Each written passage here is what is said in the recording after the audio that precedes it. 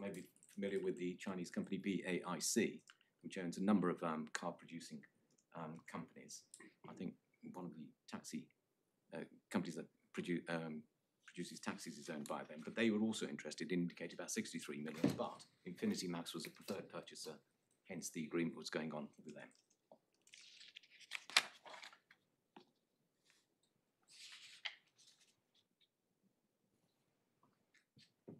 Draft contracts were prepared between Infinity Max and the company in May 2013.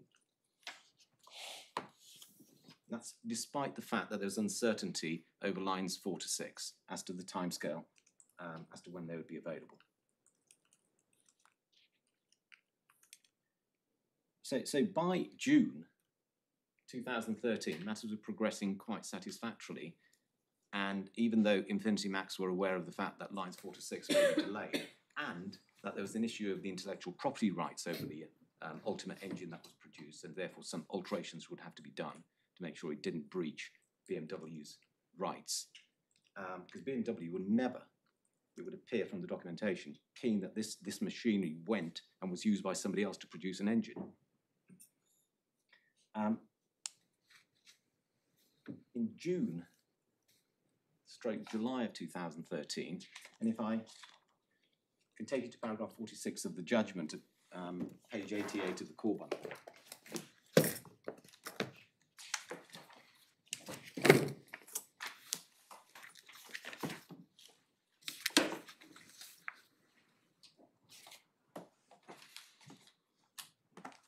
This is the point that my lord just mentioned a little while earlier, just a page reference for it, where the judge found that attempts were started to try and exclude Mr. Dodson. Sorry, 46? 46. Yeah. And the person that was brought in and was overheard in the conversation by Murray Dodson was Mr. Stephen Murphy, who already had a small company with little or no funds in it, called CGI.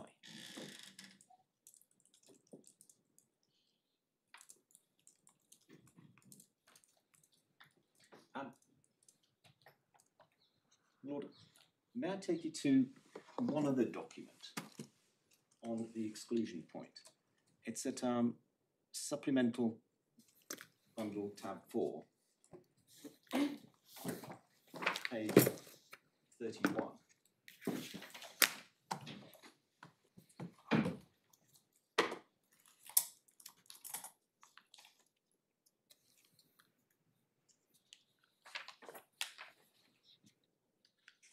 And this is March 2022. So it is.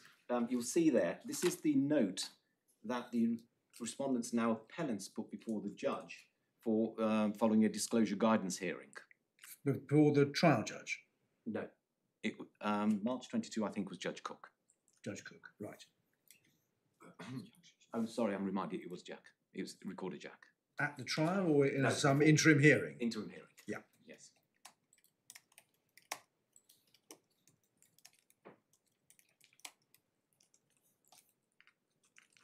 And the position of the appellants there was this. If I can take you to 5C. They admit that the project was carried out to the exclusion of the petitioners, the issue being whether this was unfair. Sorry, where are we? 5C. 5C, oh yes.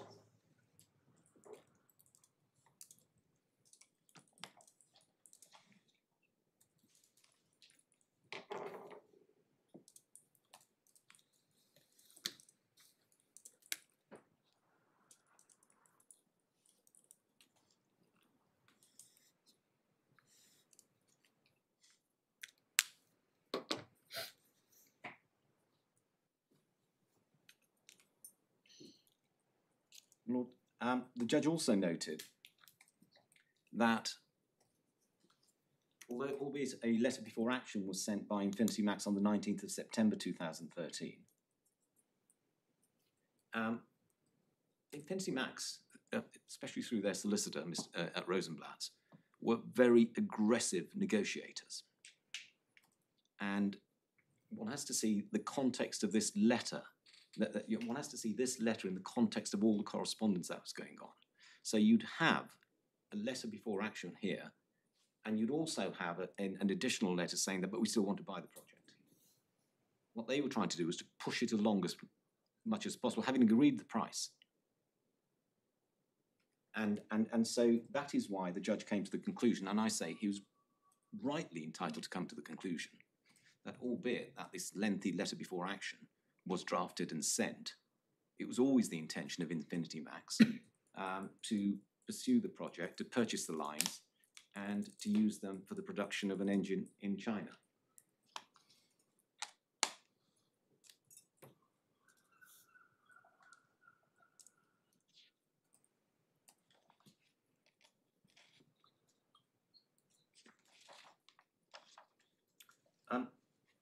Lord Mayor, may I take you now to another document, which is an important document in the supplemental bundle at tab 24.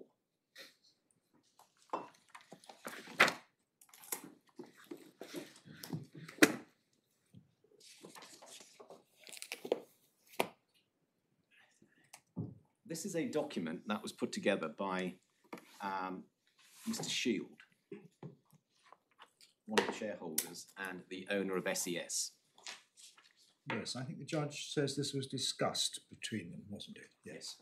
It was first of all discussed between the other directors to the exclusion of Mr. Dodson, and then it was discussed by Mr. Shield with Mr. Dodson.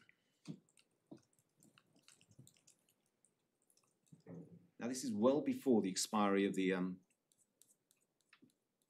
option period, and it was on 18th of November 2013 that this was sent to Mr. Dodson. Do we have a date on it somewhere? Well, this is the judge's finding, is it? Yes. I don't think there was any issue that that's when it was sent to him. So the 11th of November? 18th of November 2013. 2013. 2013. Now, the key points from this document, I mean, I'll give the court a moment to read if so be it, but I was going to summarise what the key points were.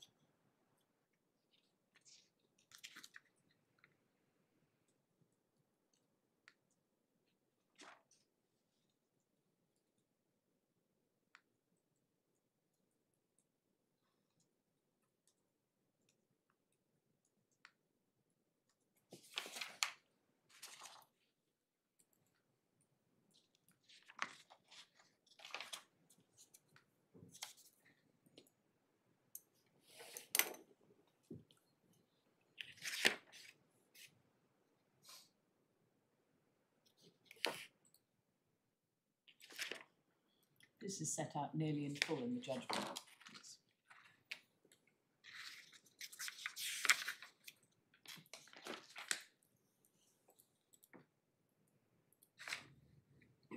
My Lord, you'll see from that document that it was proposed that IAEP2 be incorporated. Yep. The only party that was involved in IAEP1 that was to be excluded was Mr. Dodson and his son. And that Mr. Stephen Murphy, who was already on the scene from June, July that year, would take over Mr. Dodson's role. Yeah. And the rest of them all have a role in shareholding in IAEP too. But the most important part is this also. To progress the project, the option period was to be extended by SES to 30th of June 2014. Yes. And the facility agreement, which is the payment of the overheads and expenses of the company, was to be increased to £2.5 million.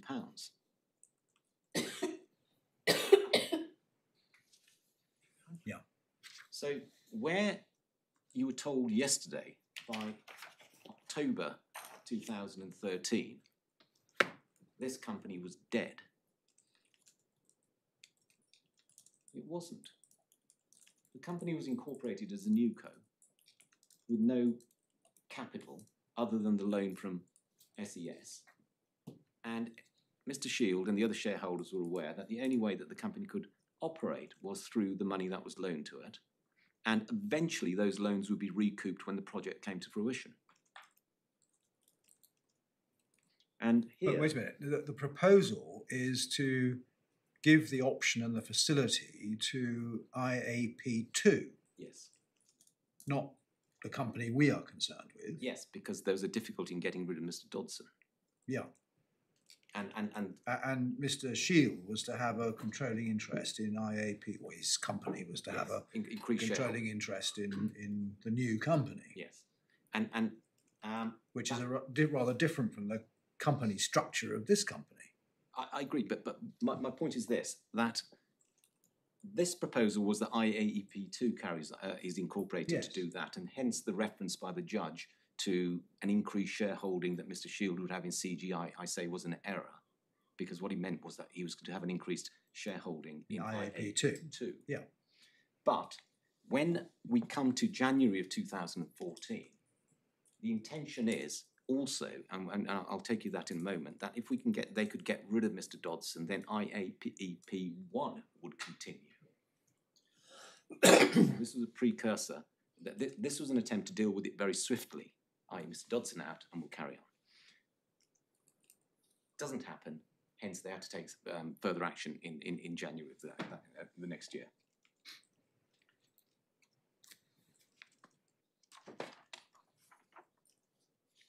So, next milestone, 2nd of January 2014, option agreement expires. That's on the 2nd of January 2014. By the 21st of January 2014,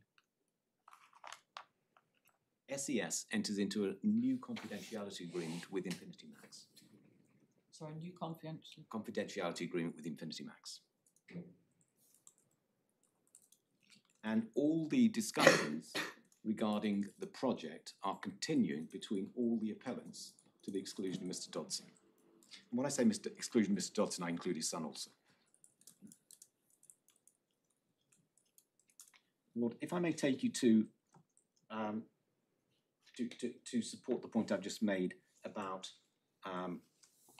the attempts to get rid of Mr. Dodson, if I could take you now to Supplemental Bundle, tab 25, please. Tab 25? Yes. Yeah. Now, how this came about is that an order was made by Recorded Jack just before the trial that my instructing solicitors be entitled to go and look at the files in the appellant solicitors' offices because there was a concern that certain relevant documents were not being disclosed. And so when they went and looked at those files, amongst other things, this document appeared. It's an attendance note. This is what the judge quotes in paragraph 68. Yes. Yeah. And effectively, it's advice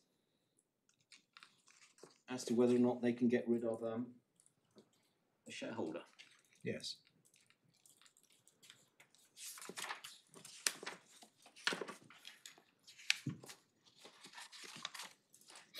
Whilst we're there, I don't know whether the court wants a moment just to read that document or that's sufficient for...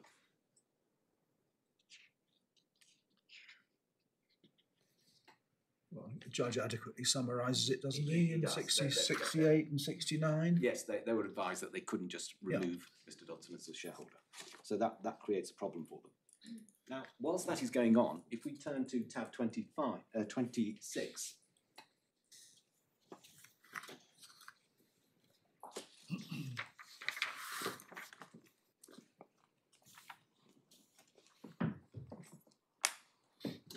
The reason I'm taking the court to all of these documents is because the underlying premise in the 994 petition, I almost said 459 is that there, and I'll take you to O'Neill and Phillips, but you're well aware of it, is fairness. And the court has to look at documents in context and the overall fairness of what had happened, both for deciding whether or not he's been prejudiced as a member, and also as to what the appropriate remedy ought to be. This is an email by Mr. Stephen Murphy. Yeah. And he says, "Gentlemen," and this is to Mr. Catania, Mr. Shield, and the others are solicitors at Shakespeare's. "Please see the attached heads of agreement which need to be reviewed. These have been compiled by Dave and myself. They have been formulated after our meeting with Chris this morning." And if I ask you to please turn to page 213. This is, again, what the judge summarises at paragraph 71. Yes. Yeah. You'll see there that the party to the agreement with Infinity Max was to be the company. So we've got the turnkey project at 213, and we've got the asset sale at 217.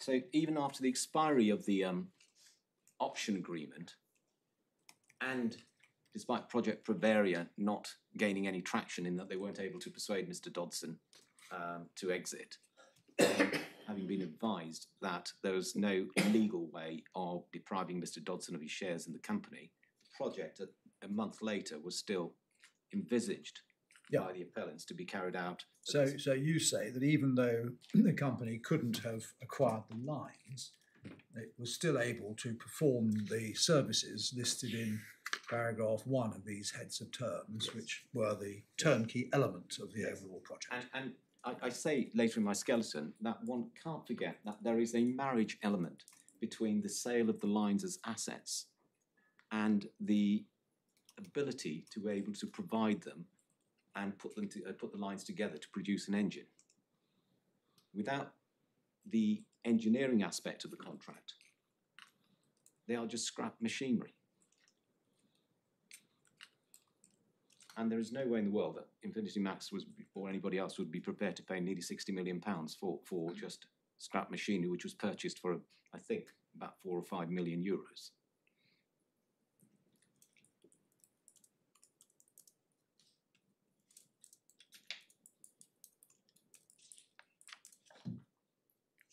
Yeah. Lord, the only evidence that was available as to what happened after the 2nd of January 2014 before the court were the agreements between Infinity Max and CGI and SES.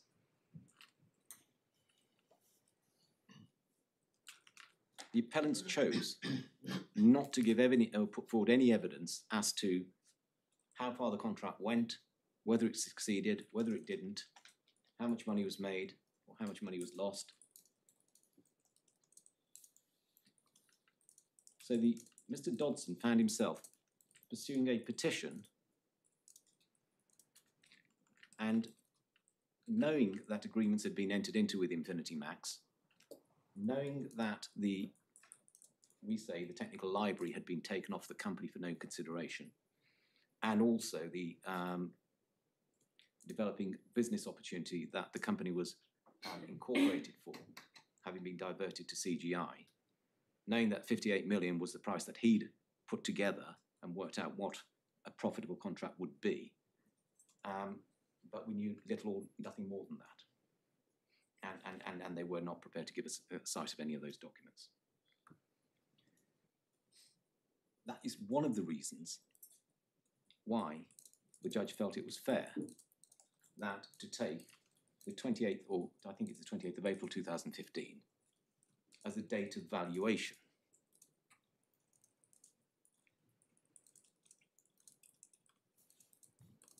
And it goes back to my Lord Justice Burs's point, which is that if you agree to sell a house by a certain date, and then the price goes down, then you're still entitled to the full purchase price, or vice versa. And the value of those assets, i.e. the turnkey project and the technical library, with its marriage value with the lines, was the loss to the company. And so I hear all the criticism about not being able to take account of what happened subsequently. But all the way during the course of the trial, and even today, we do not have sight of what happened eventually. Well, there are two different issues, aren't there? The first is, was there unfair prejudice? And that's what this trial was to resolve. And I quite see the point that you say, well, if Mr. Mallin or whoever was Mr. Reed at the time wanted to argue that the opportunity was worthless and therefore there was no prejudice, fair or otherwise, the time to do that was at the trial. And therefore Mr. Mallin can't now say, well, the judge was wrong to find unfair prejudice because he ought to have decided whether or not this project was a loss-making, although he does say that some evidence was given about it, but he wasn't going to make any findings. Yes. But when you come to the question of remedy, are the appellants necessarily stuck with the evidence they produced at trial? Well, on the question of valuation. If the date of valuation is taken at a time fixed by the court, then subject to the exceptions I refer to later in my skeleton. Oh yes, indeed. If the valuation date stays, I see that, yes. And that's the example my lord gave. Yes. But if it doesn't, one of Mr. Mallin's point is, well, look, you can't fairly value these shares without taking into account what actually happened. Well, you can, and courts do it all the time. And the question for the judge to decide was, and the case law, which I should take you to in a moment, is what date is the fairest date for the parties in the context of this case?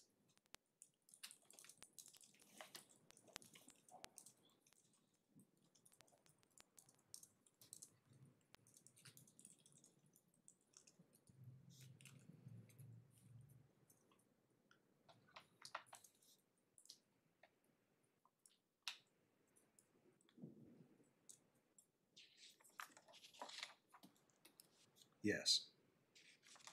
My Lord, I'm going to go through this next section very quickly because I think we're all familiar with what the Section 994 says and the law behind it, and also we have in the authorities bundle the extracts from the Companies Act, section 175, 176, yeah. 177 and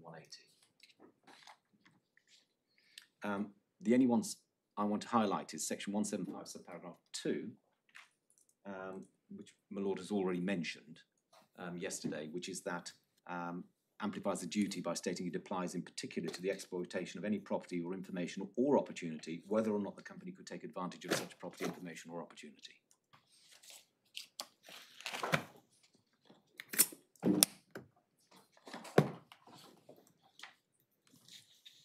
And section 1756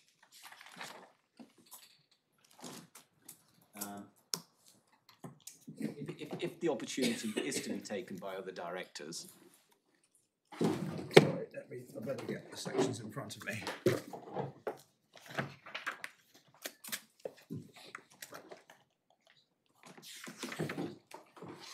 1756. Yes. Yes. Authorization. Yes. So the only way, for example, if they wanted to do things properly, which is to take the project to another entity or to themselves personally, they can only do it by a vote of the directors. Yeah. But those who have an interest in the new project or where it's going are disqualified Yes. from voting in it. So everybody, apart from the Dodson parties, had an interest in the new project, and therefore that resolution was never going to be available to them. And to be fair to them, they never tried to pass such a resolution. But the judge found, as a matter of fact, that made, having breached their fiduciary duty, there was no answer to say anything that could have ratified it in any way.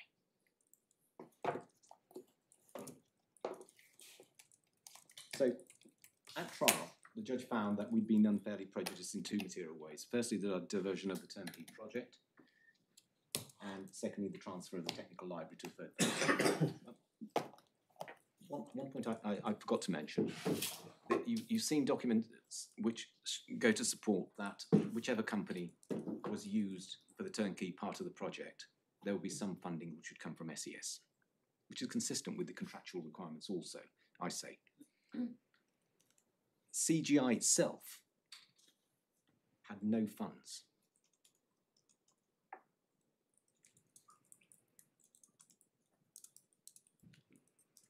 And was supported by SES. And in addition to which, the contract provided for £1 million to be paid by Infinity Max to SES, which was then to be released to CGI.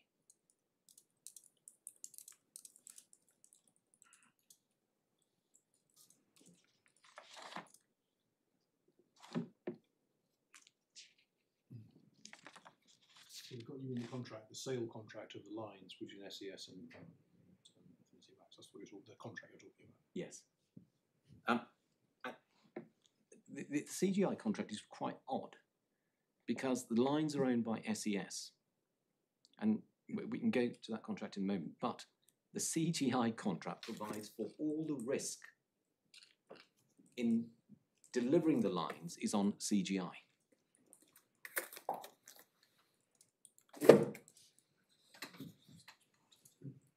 So CGI's involvement and SES's involvement and the two contracts need to be read together.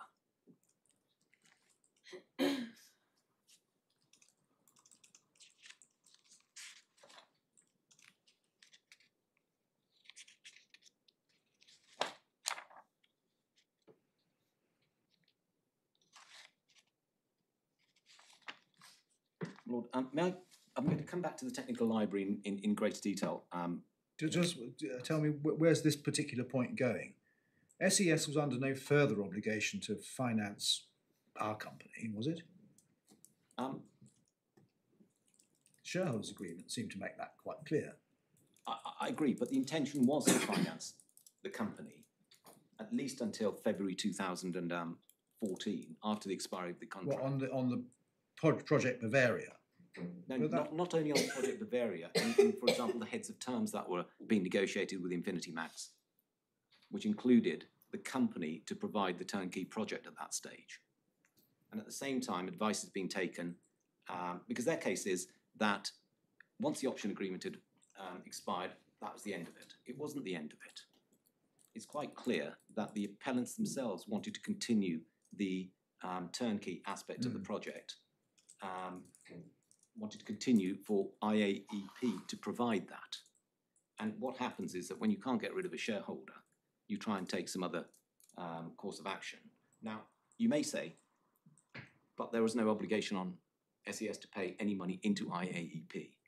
So why are they negotiating heads of terms with Infinity Max where IAEP is to provide the turnkey project if there was not an intention to try and continue and ensure that that company is able to provide that service? Yeah.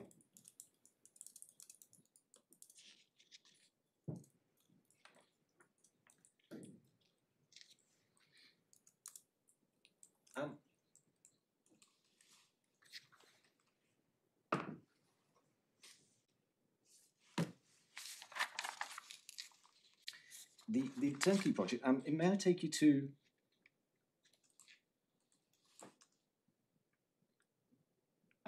paragraph 25 of my skeleton, please. I'll make some general points about the technical library.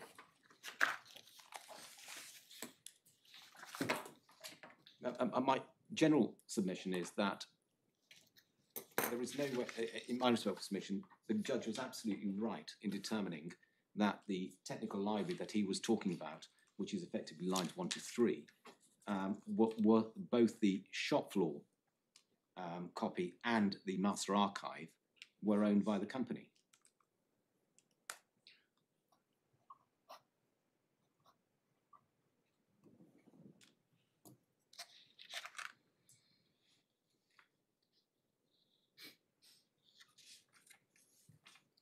The first document, which we haven't gone to,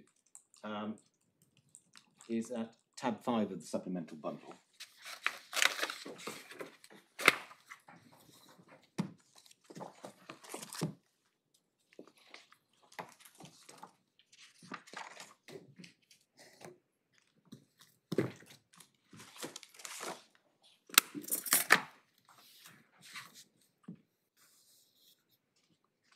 Lord, this is an email between Mr. Cottrell and a Mr. Spencer at BMW, and it's 9th of May 2012. This is the, when I say the rebuffed attempt by Mr. Cottrell to purchase the lines from BMW.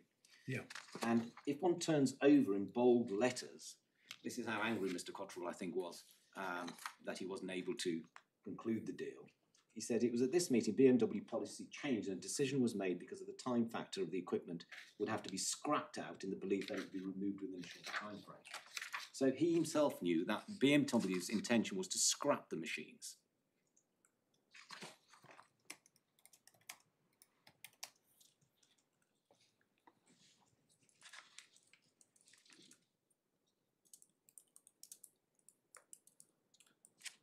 Yeah. And at tab 7 of the same bundle is another email from Mr. Cottrell to a Mr. Chiunte, and he says at subparagraph 3, the numbered paragraph 3, the instruction on the order is to scrap out, and they are contractually obliged to do this. He's talking about Beck and Politzer, who were the company that were going to take the machinery out of the factory premises.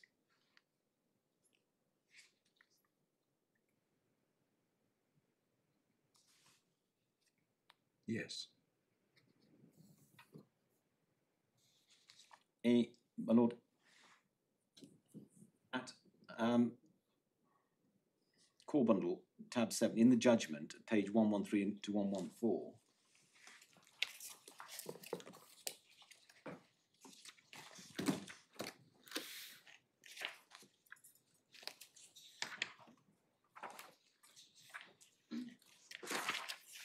paragraph 150.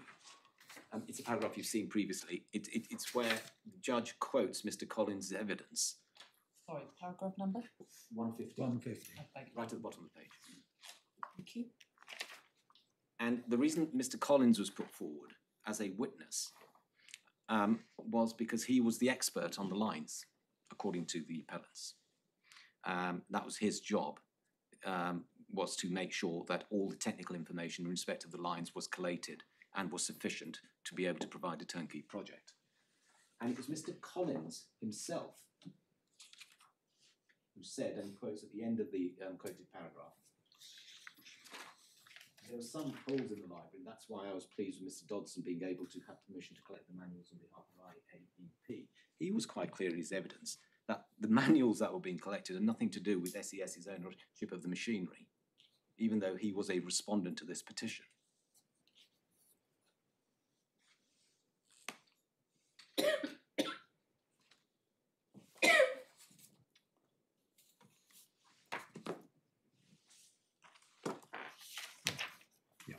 And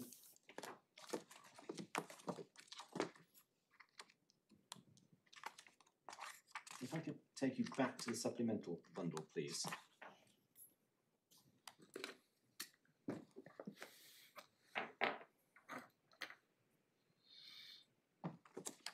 At tab 36,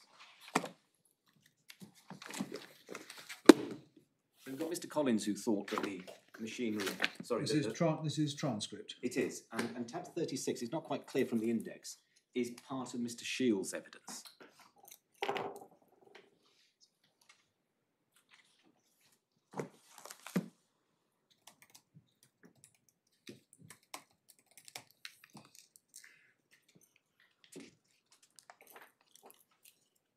Yeah. And the answer he gives at line 13 of page 170. If it's not proven to be Shields property, I believe it is IAEP's.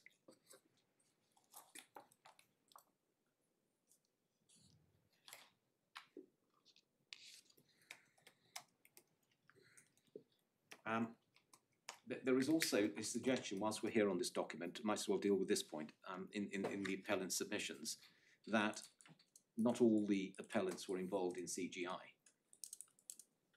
Yeah, that's dealt with on page 173 of the manuscript, Yes, it is. lines 9 to 17. Yes.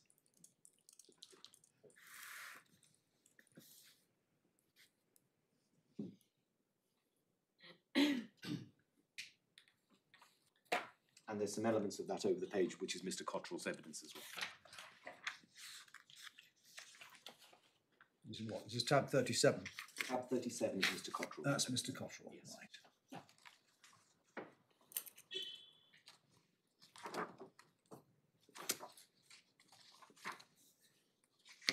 If I may just assist, my lord, tab 34, if you make a note, is Mr. Kevin Dodson's evidence. As I say, the index is... What are we looking at in Mr. Cottrell? In Mr. Cottrell's evidence, I say there's an element of everybody, apart from the Dodsons, benefiting and being involved in the other project also. Yeah, where is this? At the top of page 16, it's both company employees participated. And then when it was put, to Mr. Cottrell during the course of page 16 and 17, that his position was, firstly, that only CGI could have had the trained personnel to provide the project, but he soon came to the conclusion, if one goes down to page 17, that it's the same people that have been taken from IAEP to CGI, in addition to Mr. Murphy, who would replace Mr. Dodson. Yeah. All right. Now you want us to go to... Expertise. So I was going to tell the court that tab 34 is Mr. Dodson's evidence. Yeah. And tab 35 and 36 are Mr. Shields. Right. I'm not taking you there. It's just that it might be useful to make a note now so that you're clear as to where that comes from. Yes. Going back to the supplemental bundle, going back earlier in the bundle, one or two other documents which might be useful is if one goes to tab 9, I'll take this very quickly.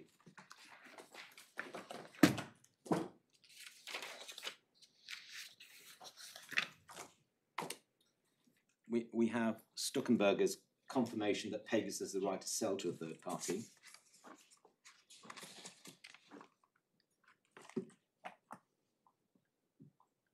At tab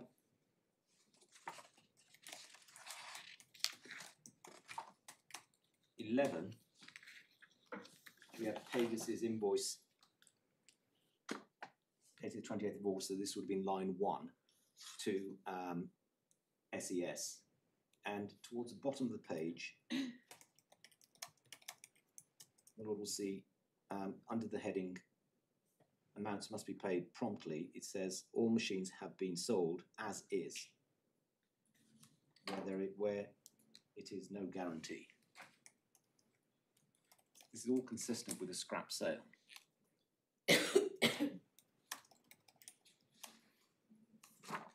Page 45, 46.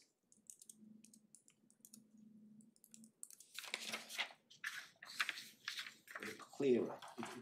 There's some oddity. There were two invoices here, one dated the 24th of August and one dated the 29th of August, but they were for the same items. Yeah. And we thought, and nothing turned on it, but we thought it may be because of, I can't remember what the answer was, but there's nothing turned on this. But you can see clearer there, all machines have been sold as is.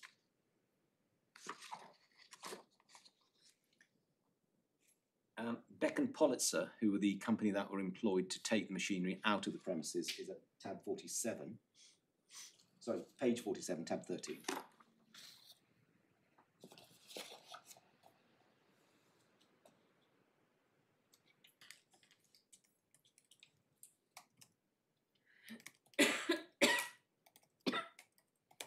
my lord, it's the third paragraph underneath the heading Scope of Work.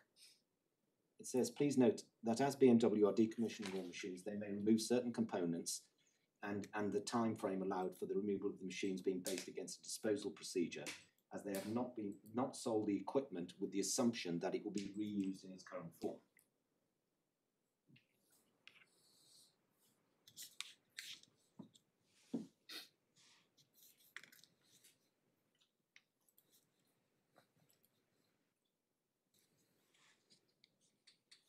Tab 20 is the jubilatory email. Yeah.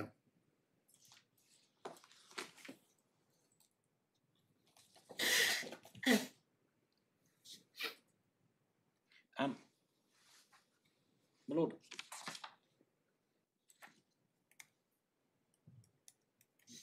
I think one of the submissions made yesterday was that the one email, which was in 2014 August, which was from BMW to Stuckenberger regarding the manuals, etc., the technical library, is something or that the judge should have paid greater weight to. It was definitely a document that was put forward by the appellants during the course of the trial. And there were some other emails from a lady called Tabernich, which were also put forward. But it was quite clear that what was happening is that because there was an issue at that stage over the ownership of the lines, because Mr. Dodson was saying, I own them, that's when that sort of evidence was trying to be obtained from parties. And it was inconsistent, the judge found, and you've seen in the judgment, with the contemporaneous documents as to when the lines were obtained. Sorry, where does he say that?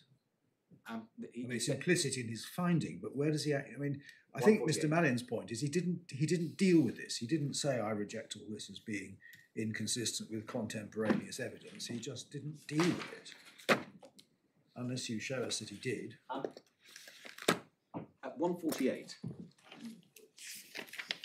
of his judgment, page 113. Yeah.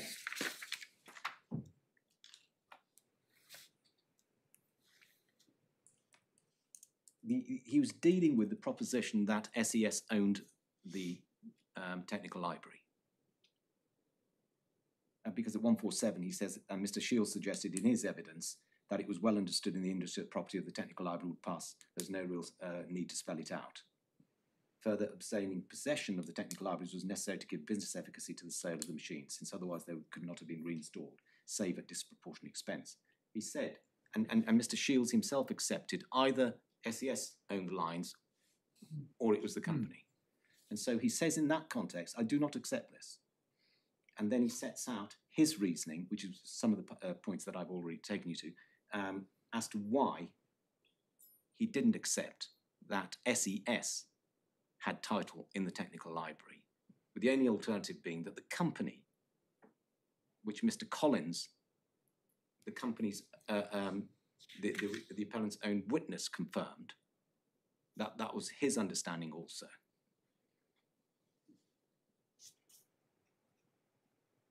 Yeah.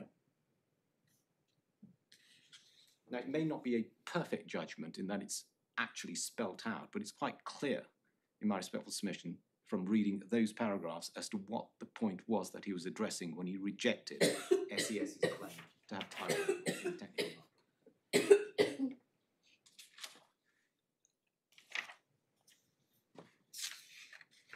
Yes.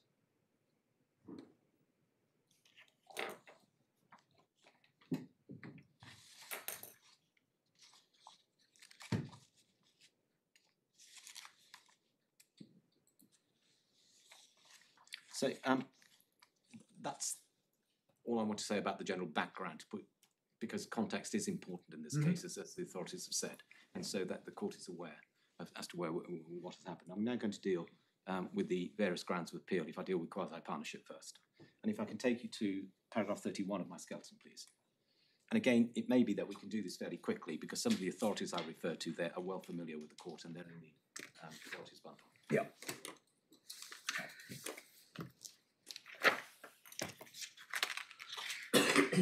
Yes. So the first point I make is by reference to O'Neill and Phillips, which is at tab 2. Yeah.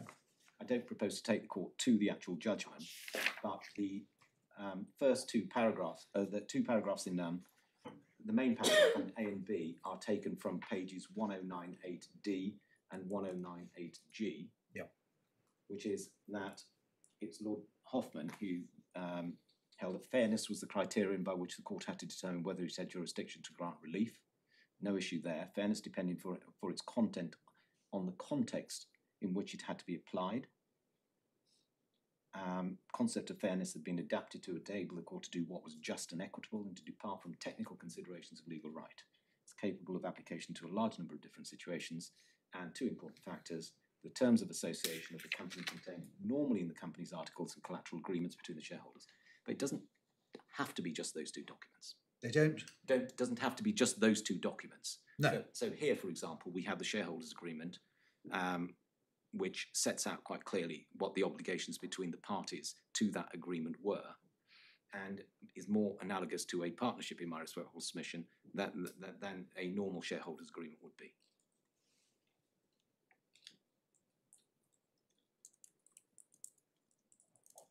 And quasi-partnership, as we all know, is just a label.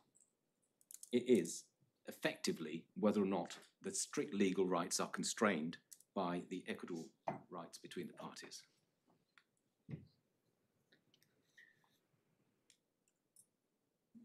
Can I ask you a question I put to Mr. Mallin? Yes, of course. Where does this question go to, other than the minority discount, since the judge found breaches of express terms and statutory duties? I agree. When you put that question to Mr. Mallins, I actually wrote down it goes nowhere. Not even to statutory, not even to discount. Discounted, well, we have the Articles of Association. I heard what Mr. Mallin said yesterday about whether or not there should be a discount. As I understand the law, and this is something that Mr. Hollington refers in his textbook to a passage in O'Neill and Phillips again. It starts off on the basis that if the court has found unfair prejudice to a member, then it is odd that the member who is forced to come to court to get that ruling, then his remedy is discounted because he has a minority shareholding. And again, it goes to context and fairness and what was going on as to whether or not that discount should be applied, whether it's a quasi-partnership or not. And we saw yesterday also the difference in opinion between Victor Joffe and Robin Hollington as well on that issue. But it's quite clear in recent years, courts have held on a number of occasions that even if there's no quasi-partnership, if the context requires and fairness requires to depart from a minority discount. Yeah. Well, I mean, in this case, if Messrs. Dodson had wanted to get out of the company by selling their shares, they could only have done so at fair value as defined by the articles, which I think everybody accepts is the non-discounted value. Yes. Well, now, if that's right, then we needn't decide, I suppose, whether this was or wasn't a quasi-partnership, because it doesn't have any bearing on anything. I don't want to concede the point, but I can see the force in it. Right. I mean, are you asking us to decide the point? As to quasi-partnership? Yeah. The problem I have is if you don't decide the point is that the judge,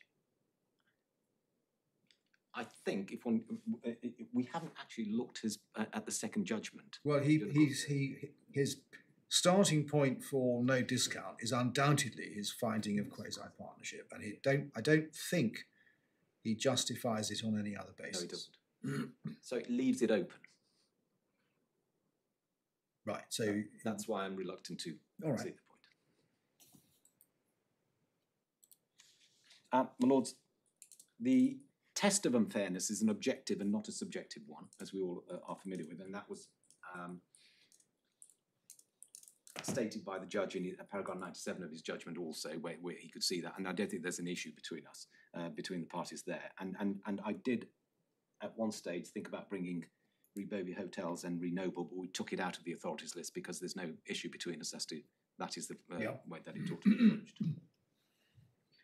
approached. I also say at 33 that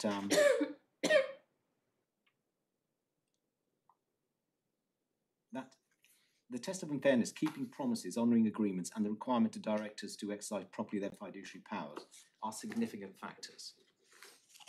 And here we have what the judge found were breaches of fiduciary duty. And again, I don't think the point needs to be made in any great length, is that a commercial structure that has been adopted by a company doesn't necessarily mean that it is not a quasi-partnership. It all depends again on the context. Nor does it necessarily mean that it is. I agree. But that is why I was so keen to take you through the factual background that the judge had in his mind. Lord, Ibrahimi and Westbourne Galleries I refer to at 36. Again, court is familiar with it, and more importantly, the learned judge directed himself to this test that was laid down in Ibrahimi at paragraph 97 of his judgment also. At paragraphs 20 to 27, he considered the legal documentation between the parties, and at 95, he referred to the judgment of Lord Huffman in O'Neill and Phillips that I've already mentioned.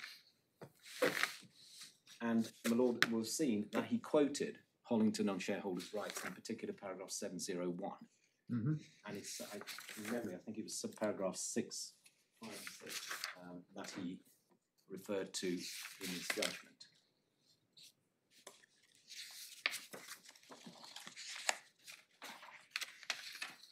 Yeah.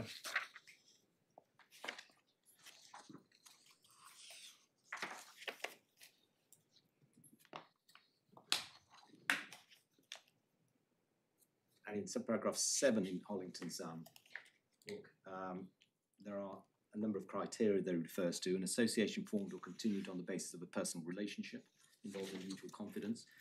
In this case, Mr. Cottrell and Mr. Dodson had a personal relationship at the outset, in that they were the two parties that were going to try and do this project on their own. And as I mentioned earlier, Mr. Shield and Mr. Catania only come into it because of the financing, and then want to take part as shareholders also in the project. And all the other parties are associated with either Mr. Cottrell or Mr. Dodson.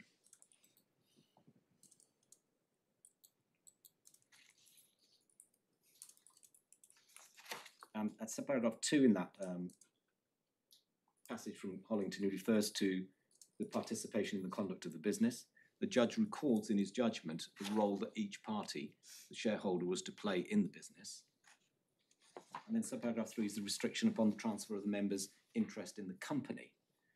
I know the judge used the words forceful exit, or words to that effect, but he was referring to 3 of the indicia in Mr. Hollington's textbook, and the third one that he was referring to is a restriction on the transfer of the members' interest in the company, and we've already seen, pursuant to the Articles of Association, that there was such a restriction.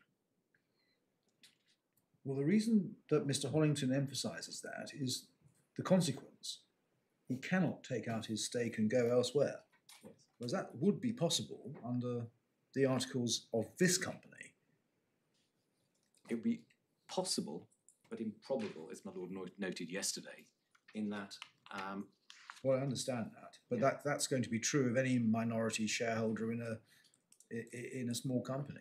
Not necessarily. So if there isn't the sort of provision that's been adopted in the articles here, that you have to sell your shares to a third party for fair value, then it will be open to the shareholder to say, well, that's the best price I can get, that's the best price I can get. Yeah, all right. Whereas here, you can't do that. So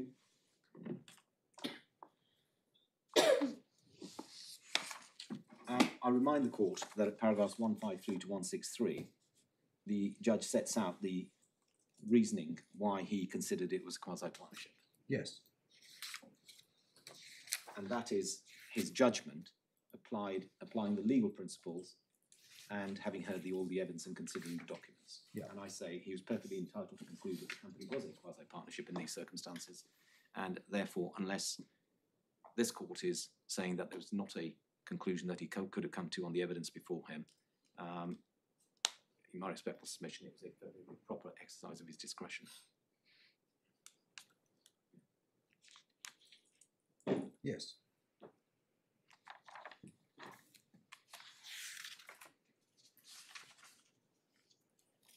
I do make reference, it's tab 22 of the authorities bundle to minority shareholders law and practice and procedure, paragraph 6.106. Yes, we saw that yesterday, I think. Yes, didn't we? yes, and I set it out there at paragraph 43 of my skeleton. Now, my lord, Fish and Padman is a case that the appellants rely upon. The full passage of paragraph 84 is what I set out in paragraph 44 of my skeleton. Mhm. And we haven't had a chance, so the court hasn't had a chance to read the full judgment. I'm not encouraging the court to do so now, but my understanding of the case is as follows. There, the company,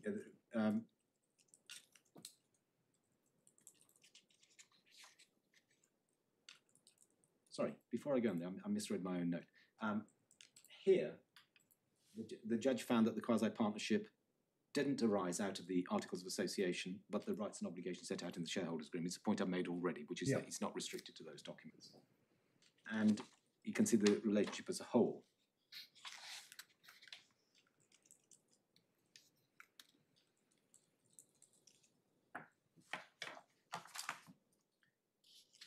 There is a point that the appellants make, which is to say, I think they rely on in their skeleton argument at least, that once the option agreement, Mr. Manning said yesterday that by October 2013 the project was dead. I mean, that was not the case, as I've tried to explain to you, and that wasn't the evidence before the court. But even 2nd of January 2014, the project wasn't dead. And if one looks at the documents themselves and the difference between the project, which is at a one subparagraph in the shareholders' agreement under the definition of business, and what it said in the previous paragraph also, it is quite, and I say this later in my skeleton, so I'll come back to it, that they're disjunctive, and the court was quite right to say that even if the company was not able to buy the lines, and we've seen the provision in the option agreement as well, there's an element of the project, the business opportunity, which was still available to it. Yes, I mean, the shareholders' agreement distinguishes between the business on the one hand and the project on the other. Yes. So that even if the project as defined was dead, and it I refers to think it as- you accept that by the time the option lapsed, so the company couldn't acquire the lines, the project as defined by clause 2.2 yes. was dead. I agree with that. And that's why we but don't the criticise. business as defined by clause 2.1 wasn't. I agree. That is my point exactly. Yeah. So where the judge is criticised for suggesting that the restrictions on the shareholders continue after the lapse of the option agreement is in my respectful submission, a misconceived understanding of the contractual arrangements.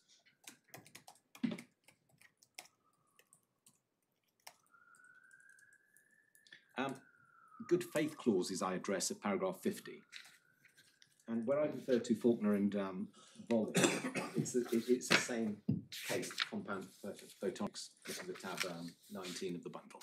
Yes. And I accept that an express clause of good faith in a contract does not have a universal meaning, must take its meaning from the context in which it is used. So again, context becomes very important.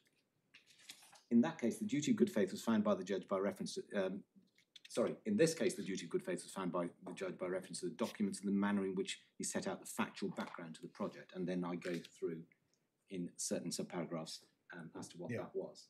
So, Just help me on this. I mean, where does this go? The judge didn't find a breach of the good faith clause. No, I think here in my skeleton I was addressing the points that were being made about good faith in the appellant's skeleton. And so what I say is that good faith is good faith, and you look at the context and see whether it's breached or not.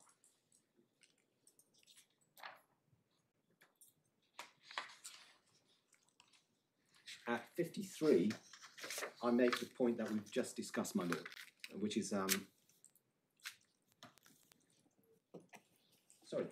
this is a slightly different point. This is the restrictions clause, and if I may take the court to the shareholders' agreement.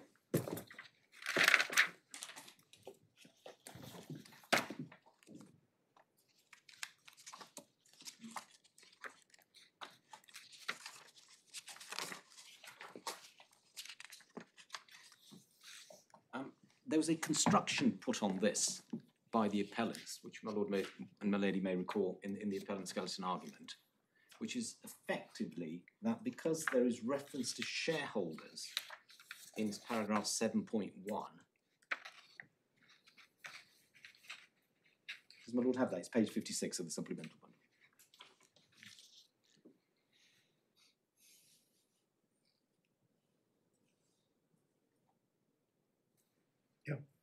So 7.1, subject to clause 7.2, none of the shareholders shall, other than with the consent of the board, which is consistent with the statutory requirements, for so long as they hold any shares, carry out or be employed, engaged, concerned in or interested in any business which is in competition with any part of the business of the company, including any developments in the business after the date of this agreement.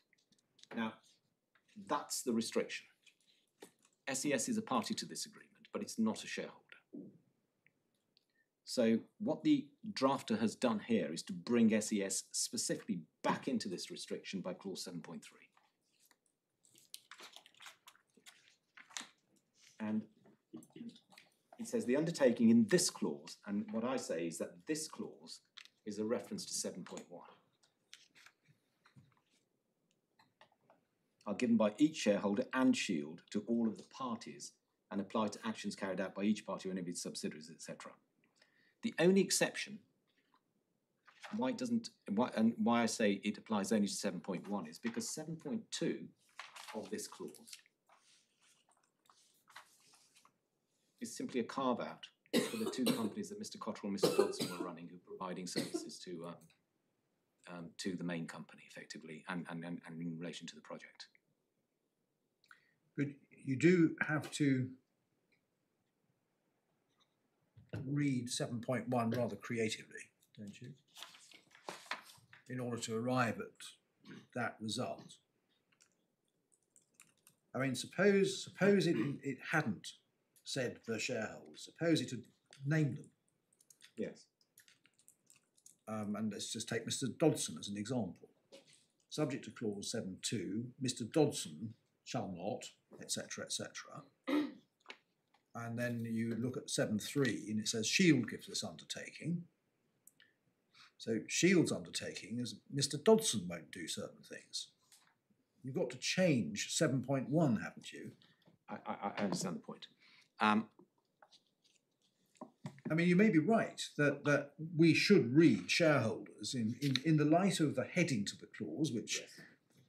The shareholders' agreement exactly. Doesn't say you shouldn't take into account, and in the light of clause 7.3, you may be right in saying that in 7.1 we should read the shareholders as meaning the shareholders and Shield. Otherwise, there's not much point in 7.3. But it's difficult to see that on its own, 7.3, as it were, changes the nature of the undertaking that Shield is giving. My Lord is absolutely right, but for the reasons as already highlighted by my Lord, in my respectful submission, the only proper way to interpret this clause, and in the context of what was going on at the time, is to read that the restriction applies to Shield. The first clue, as my Lordship, I was going to come on to, the Lord has pointed out, is in the heading, although headings sometimes are not used to interpret clauses, and there may be I haven't looked for a reference in the agreement as to whether headings are to be excluded. I don't think there is such a clause. And thank you. I think we've all looked. So when it says restrictions on the shareholder and Shield, indicates, I respectfully submit, that 7.1 is to apply to Shield, and to support that is why the drafter has brought in 7.3 also. And hence my submission that the reference to this clause is a reference to Shield being restricted by 7.1 also. Sorry to interrupt, but just on that point, just for clarity for the court, clause 1.2, I'm told by Mr. Clegg behind me, I hadn't picked it up, I must confess, does appear to oh, does it? Exclude 1.2. Page 53. Oh, well, it do not affect the interpretation. Yes. Yes, thank you. Ah, so it is there. Thank you.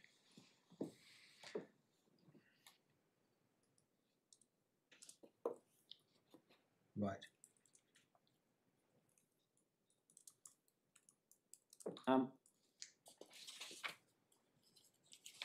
There's no inconsistency also in allowing Shield to sell its lines independently of the company. And the judge found that up to the expiry period, option period had expired, they were free to do what they wanted to do with the lines because they had title to the lines, having purchased them. That's not inconsistent with the restriction on the turnkey part of the project still being available to the company. And so if Shield is bound by this non-competition clause, even though Shield itself, when I say Shield, SES itself, didn't enter into the, well, it did enter into the turnkey project as well. They maintain that the reason for that is that because it was holding £1 million to be paid to CGI. But it's a bit more than that that's why I said the two agreements need to be read together. How does SES fit into section 994? Is it conducting the affairs of the company? It's conducting its own affairs, isn't it? I mean, maybe it was in breach of this shareholders agreement, but how does that bear on section 994? It's not conducting the affairs of the company, but it's made itself a party to a shareholders agreement. Yes, all right, so it's in breach and you can sue it for damages, maybe. But how does it bear on 994? If it breaches the shareholders agreement, I mean, this goes back to a contractual point probably, the effect of it is that the turnkey part of the project is lost. Would have been benefited to the benefit of the company if it had carried it out, which in turn is a loss to the member.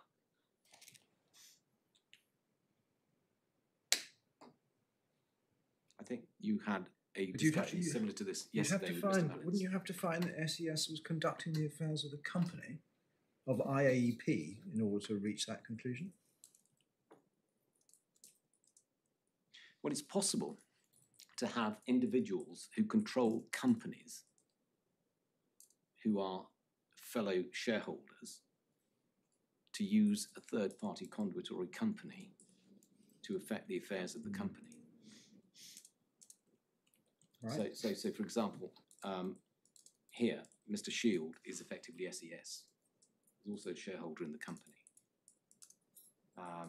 SES, there must be a reason why the SES was made a party to the shareholders agreement, because there's no absolute requirement for that to happen. And it was to dictate what the terms of association between the various shareholders and SES was to be. So it sort of brings itself back into the fold here.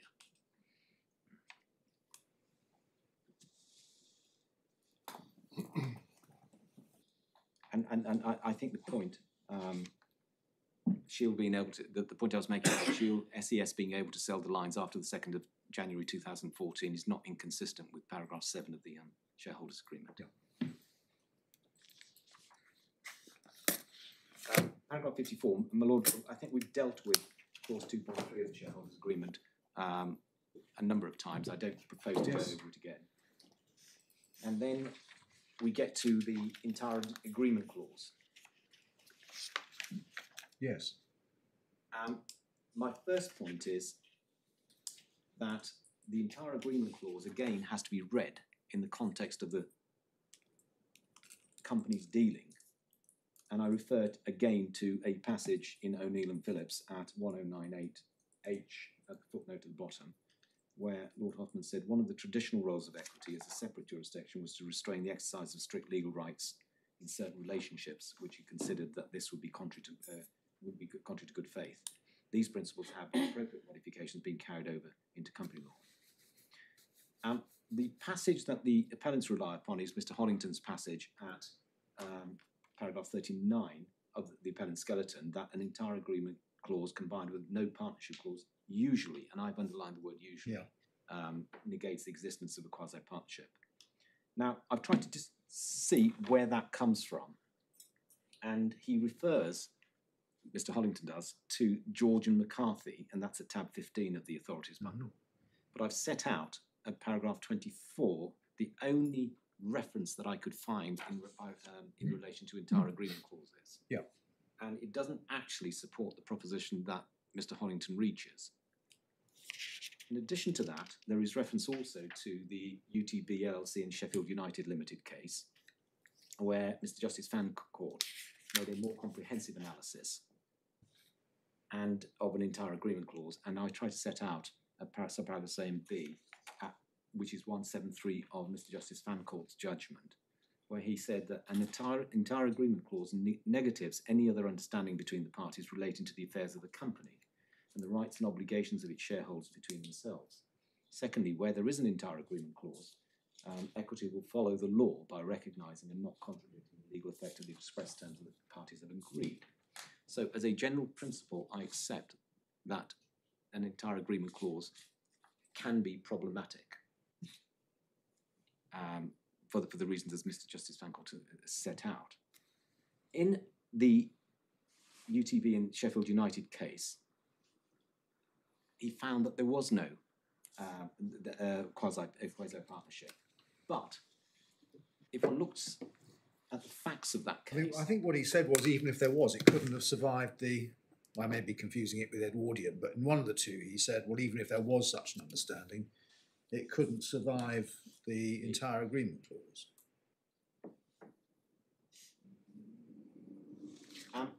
In the Sheffield United case, the reasons I say is distinguishable. Just remind us of the tab number. It is tab 16.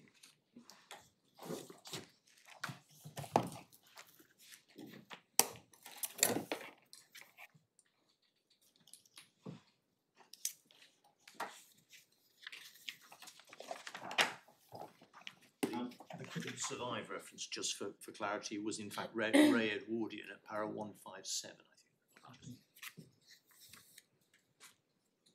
Lord, the paragraphs that I rely upon in Mr. Justice Fancourt's decision in Sheffield United is at paragraphs 135 and 137 first of all.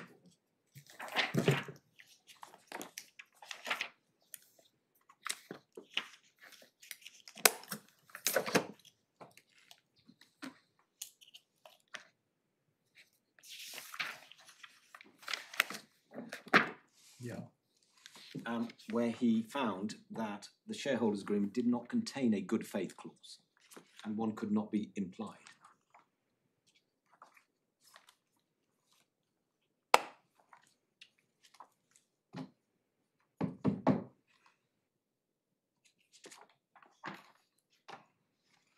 Well, yes, but you have to look at what he also said at paragraphs 170, 171.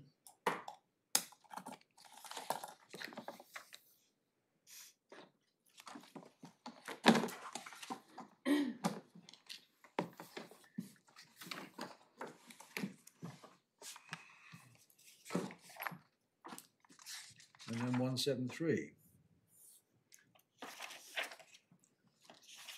So you've got Mr. Justice Fancourt in an Edwardian group at 157 saying even if there was an understanding, it can't have survived the shareholder agreement, and effectively saying the same thing again in the Sheffield United case. I mean, obviously, it depends in part on what the entire agreement clause says. Yes. But where it refers to superseding all previous understandings, not just contracts, you've got to give some force to that, haven't you? I agree. There is. I'm not sort of shying away from the fact that an entire agreement clause makes it a little bit difficult on our side to still maintain that there's a quasi-partnership. But again, it goes to context and fairness. And as my Lord has pointed out, what the actual words say. The reason I was trying to distinguish the Sheffield United case is because in that case, the agreement didn't contain a good faith clause, which we have here. Yeah. And the judge held that it could be implied. The shareholders did not have an obligation to act fairly to each other. And the shareholders themselves were companies. I appreciate the fact that companies can have a duty of good faith, and it can be complied with, but at the same time, it's not the same as an individual person having such obligation put upon them by way of a shareholders agreement. Yeah. I also try and distinguish Edwardian Group, paragraph 861 of my skeleton. Again, Mr. Justice Fancourt and my Lord's already made reference to certain parts of it.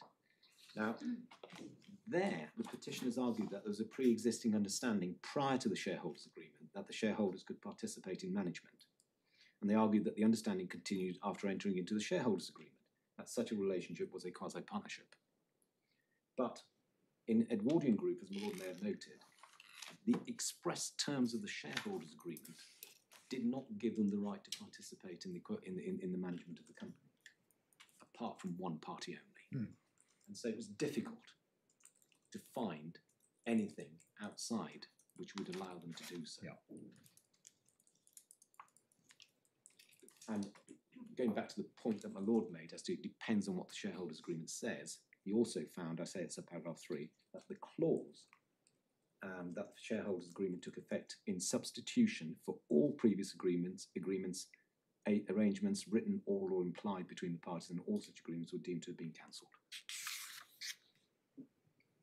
Yeah. So that was quite an extensive entire agreement clause.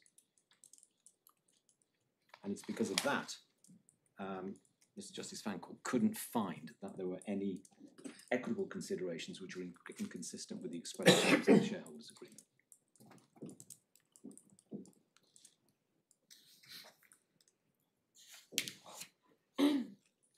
But I say that is why, on the facts of this case, where we have the provisions that we've considered in the shareholders agreement, including in the Articles of Association, the restriction in the transfer of shares, where the court, where the judge, at first instance here, was entitled to find, despite the existence of a shareholders agreement in the context of this case, there were other constraints which overtook it.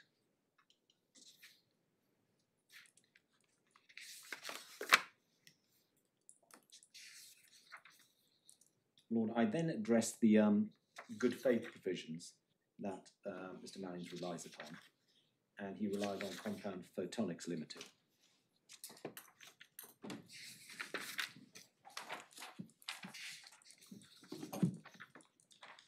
The only point I want to make here is that I've made reference to paragraph 65 of my skeleton, that in Compound Photonics, what the Court of Appeal said at paragraphs 155 and 243. So I should have given you the tab number. It's tab 19. You want us to turn it up?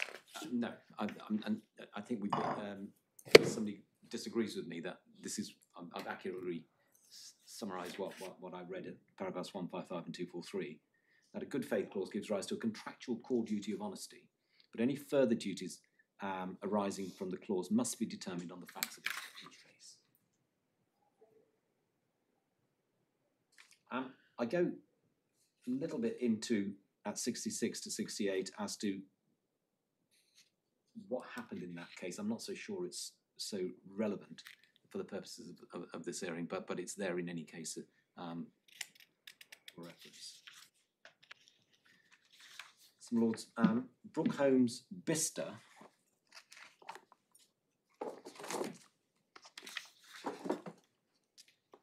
which is at tab 18.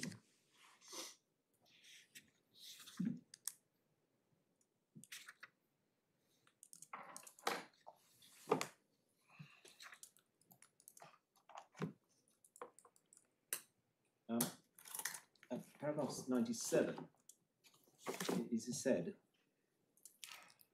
the appellants rely on paragraph 87, which is an obligation to exercise merely reasonable endeavours is extremely unlikely to require the subordination of SES or any other party's commercial interest, and there is no special factor to suggest that it would do so in this case.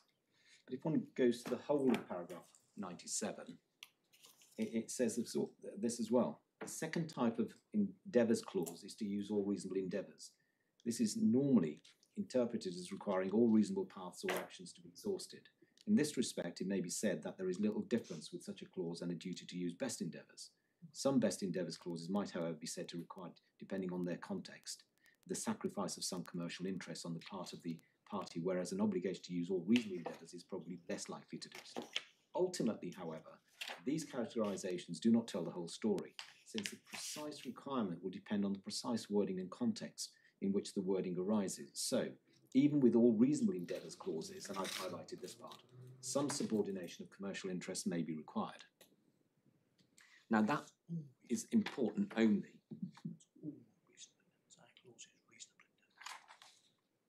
all reasonable endeavours at that part, yes. But the reason I mention this is that because context again is important, and it only applies if you consider that there has been some subordination by SES of its contractual rights, whereas the judge found, and I've tried to argue, is that once the option period expired, it was free to do what it did with the lines. So it's a bit of a not such an important point, because there's no subordination in that he was just doing what he was contractually entitled to.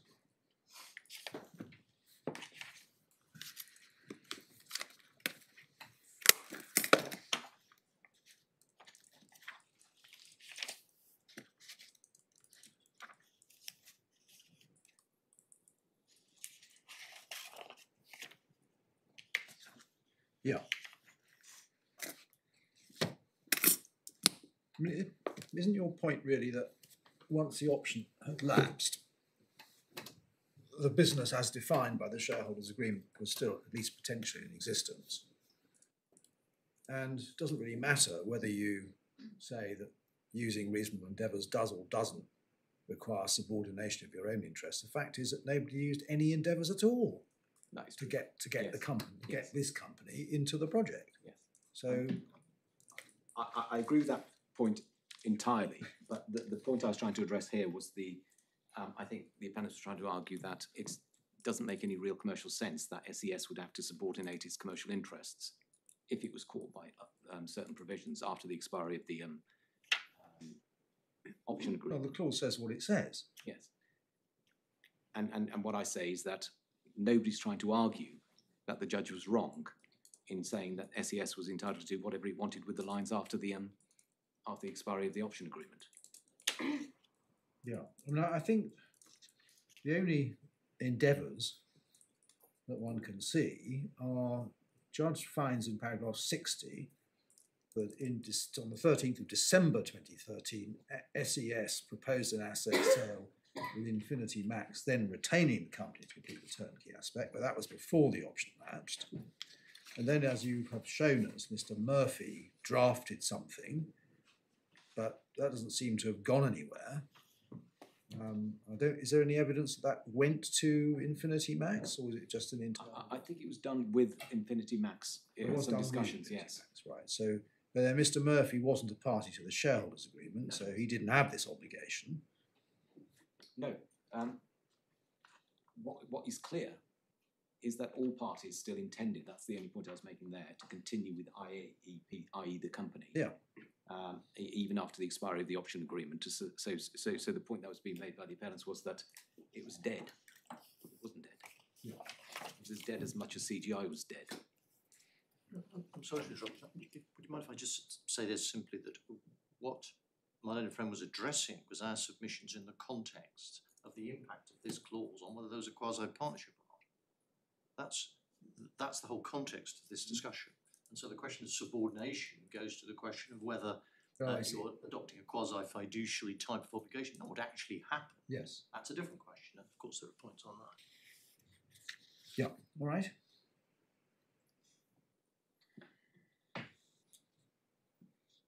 I've also made reference to 72, my Lord will see, the interpretation of contracts. Again, I don't propose to go there now. I think we've covered this point enough. Yeah. And also the cross-check, as referred to by Lord Hoffman in O'Neill and Phillips, which I refer to paragraph 75, i.e. stand back and see what's happening. That's in the context of the 994 petition. Yes.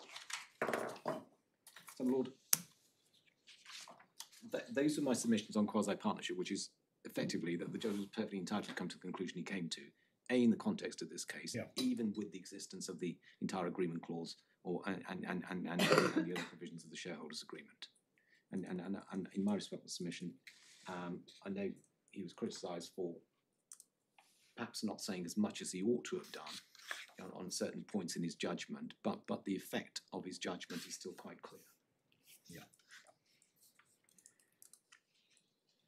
Now, I think we may need to speed up a bit, Mr. Kanguri.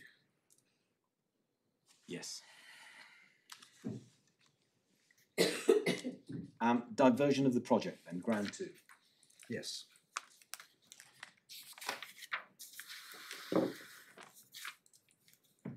So it's paragraph 176 of the judgment.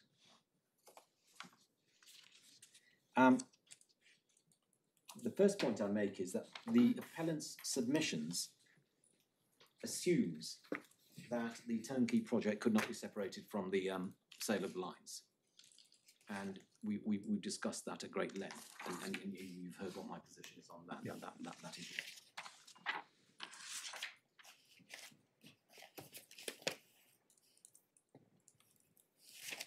And so I set out at 70, so I think I will be able to deal with this fairly quickly.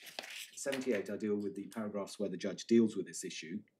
And I say at paragraph 79 of my skeleton, at paragraph 176 of the judgment, the judge makes a clear distinction between the lines as assets and the turnkey element of the transaction.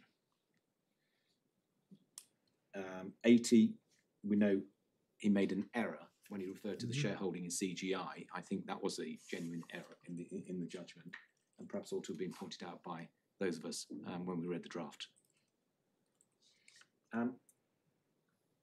There's an abundance of evidence that the court had before it. Some of it I've taken you to, as to the exclusion of Mr. Dodson as a member from the project. And for the sake of completeness, at paragraph 81, I referred to, I think, about 12 parts of the judgment, or paragraphs of the judgment, where the judge refers to that. Yes.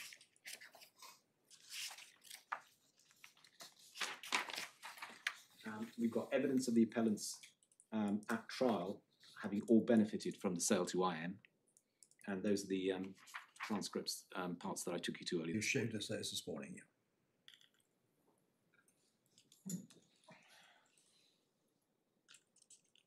And the judge also accepted that all appellants, save for CS and CC, had worked for CGI. Part of the evidence that came out at trial, not part of disclosure, was that Mr. Shield and Mr. Catania benefited from the asset sale, and the other respondents benefited from the turnkey project.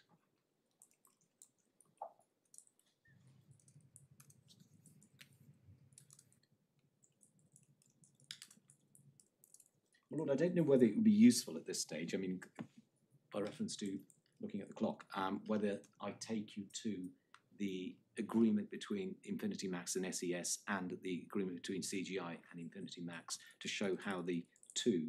If you think it's useful, then do. Well, if I make this point, if one reads the agreement, I made the point earlier as well, CGI not only took the risk of getting the lines over to China, it also was to provide the turnkey element with the use of the technical library.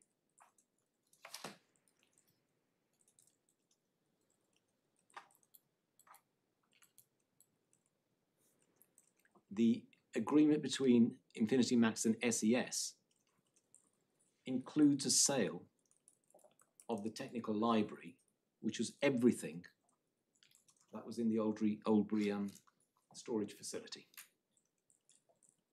So it included the shop floor copy, and it included the master archive. As to how or when they obtained the relevant parts for lines 4 and 5, or replacement for 6, we simply don't know. But the majority, as I said earlier, which was the evidence before the court also, of the manuals or the technical library was the 2,000 odd, the 2,500 or 2,000 odd volumes for lines 1 to 3, and about 200 for the rest.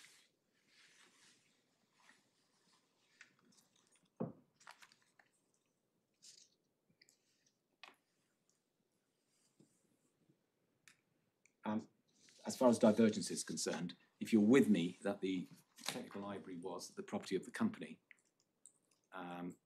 and also that the project that was developing, i.e. the turnkey element of it, was an opportunity of the company, which could easily have been done by the company, and the evidence could suggest that it would have been done by the company, apart from the dissatisfaction by some of the shareholders with Mr. Dodson, then there's a clear divergence of the project to CGI,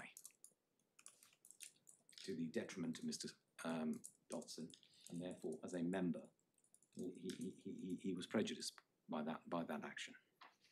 There is one. But you don't have to say the company could have done it, do you? No, I don't. No, not Because of section 1752. Yeah. I mean, the reality seems to be that the company couldn't have done it without more money from SES. But that doesn't necessarily stop the breach of fiduciary duty. I agree. And where the judge, in his judgment, you may recall, said that another factor was where they all agreed that this would happen, was that you were seeing, there was a reference to a meeting that took place in January 2015. This is where Mr. Shield says it could, in theory, be IAEP. No, that That one? no, Mr. Dodson says the company's still going, it hasn't been wound up. That one? That meeting? I believe that may be the same meeting, yes. It was certainly a meeting that took place in 2015 where it was decided by all the directors that the project, or the turnkey element of the project, would be carried out by CGI. I think that's a different meeting than the one I'm thinking of. And because they're all present, there was either, I'll find the page reference for that in a moment, but there was either, there was either express consent for that or acquiescence because they all sat there and allowed it to happen.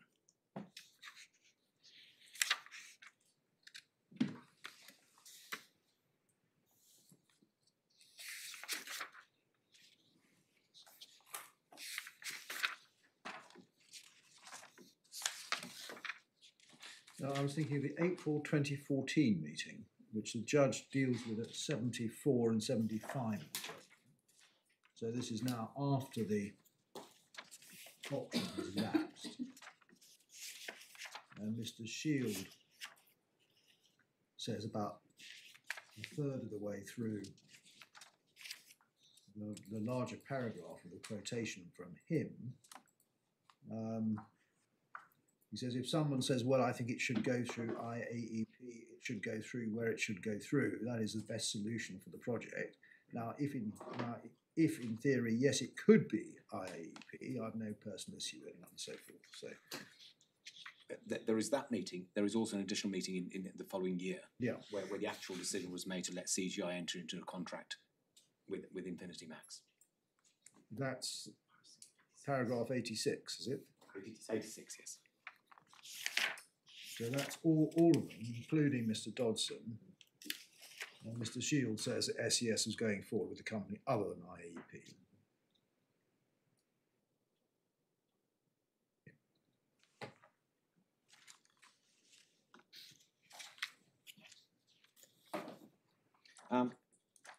Again,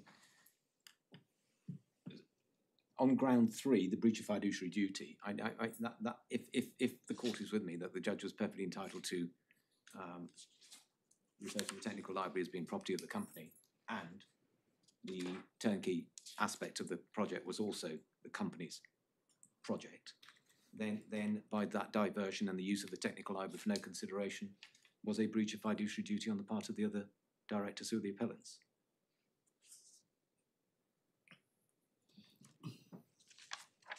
Right. You say for no consideration, and that's indeed what the petition alleges. Mr. Mallin makes the point, well, the company got a release from the potential claim by Infinity Max, and the compromise of a claim is consideration unless the claim is made in bad faith. So wouldn't you have to go as far as to say that the Infinity Max claim was made in bad faith in order to sustain the allegation of no consideration? Now, it's a different allegation from less than full value. Well, sorry. Firstly, no claim was actually issued. No, It was a because letter the before action. agreement was entered into, which, amongst other things, released the claim. Well, the law says that. Infinity Max's claim was for the inability to deliver the lines and the turnkey project. Once you enter into an agreement with them to deliver the lines and the turnkey project, it effectively falls away. Secondly, as the judge pointed out, and Well, why? I don't understand that. because If I agree with ABC Limited yes, that ABC Limited will enter into a project of some kind, and ABC Limited doesn't, so instead I contract with XYZ Limited, I've still got my claim against ABC Limited. It may not, if the deal I've done has cured everything, I may not get much by way of damages, but my claim doesn't go away. no, I agree technically if you've got separate entities, but the same parties are the individuals that are negotiating the Infinity Max deal on, for the company, IAEP, were the same people who then entered into the deal, including Mr. Shield, etc., for the actual fulfilment of that agreement, or the heads of terms that was entered into, and the draft agreement the previous year. So Infinity Max, and as the judge found, Infinity Max was a hard party to deal with. Not the company itself, but their solicitor was very aggressive. And it was almost an attempt to force the deal through. And nobody really took the letter before action or those sort of threats seriously, because everybody knew that Infinity Max, the Chinese purchaser, wanted the lines. And so the release as a precaution, once somebody sent a letter before action, is quite an important thing to do. But it didn't really, wasn't real consideration against the full value of the technical library, for example.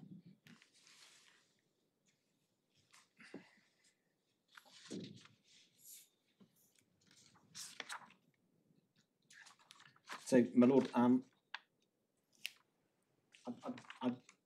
gone through again the breach of fiduciary point in some detail and tried to address the points that the defendants put forward and made reference to, for example, Palmer's company law and conflicts of interest generally, but I'm not sure that that's going to assist the court at this point.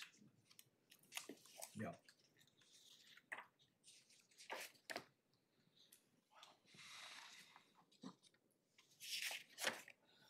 Yes.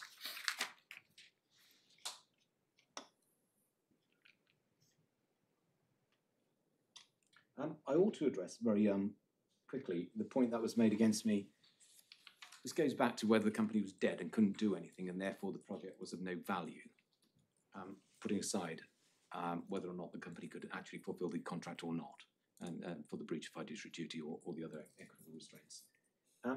Here, it doesn't, for example, the company had an asset, if you're with me on the technical library.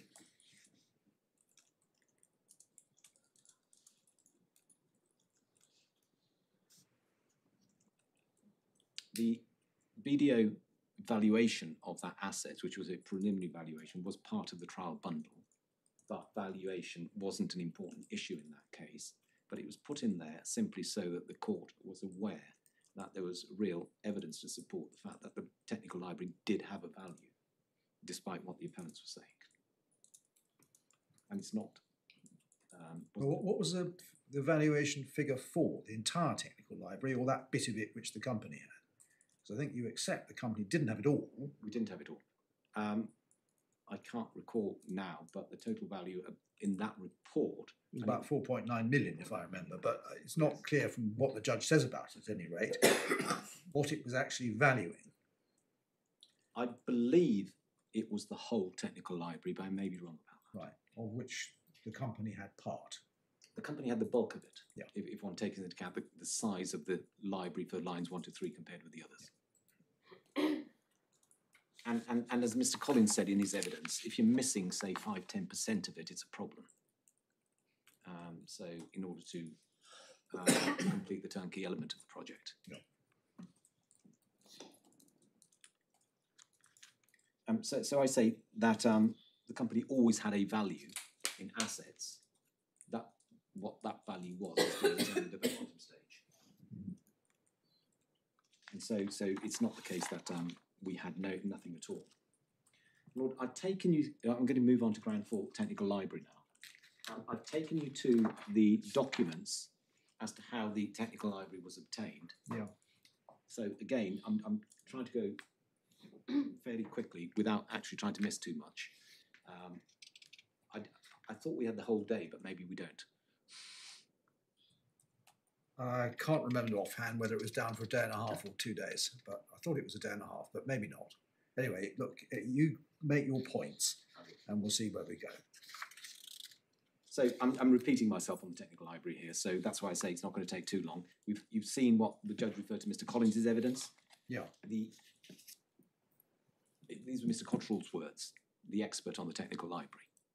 And so we didn't call anybody with any engineering knowledge on the technical library. They did, and the person they called said it's the company's property. Then I again refer to the judge correctly dealt with the issue of paragraphs 104 to 154 of the judgment. And this is an important point. There was little or no discussion or evidence before the trial judge as to what comprises the technical library, i.e. what the individual items are. But there was evidence that there was a catalogue of everything that had been obtained, but it wasn't before the judge.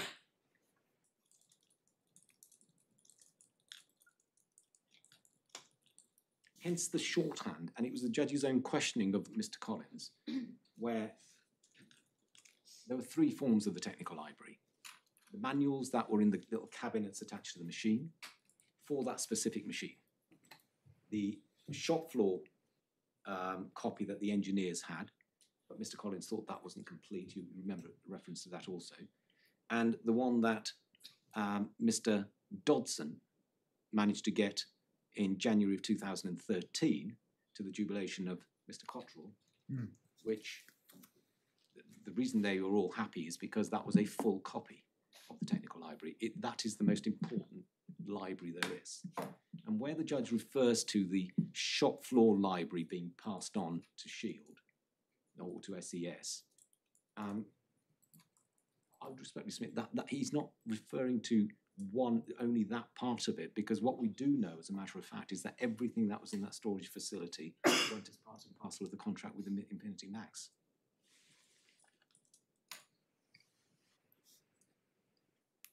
Yeah.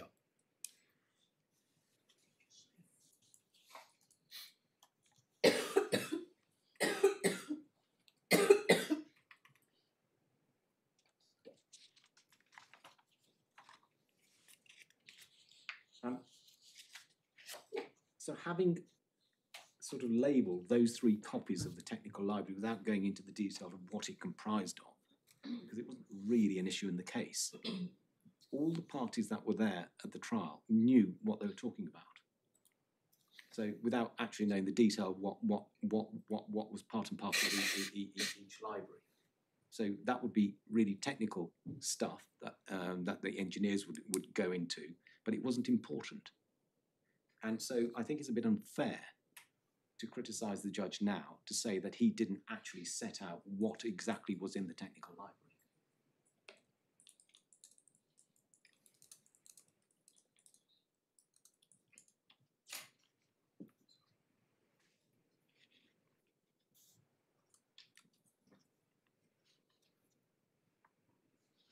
And the judge himself makes reference to paragraph 141 of his judgment, that there was no evidence at all before him as to what happened to the library for lines 4 and 5.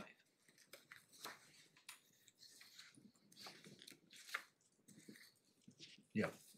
And at 108, perhaps rather strongly, I say it's a little bit disingenuous for the appellants to now say that they do not know what the judge was referring to when he describes the technical library. Because we all knew that it was lines 1 to 3 and line 6 which was obtained subsequently. And we know that it was lines 1 to 3, both the archive and the shop floor copies that were sold to Infinity Max. So again, that those libraries were in the possession of the appellants when the sale was made.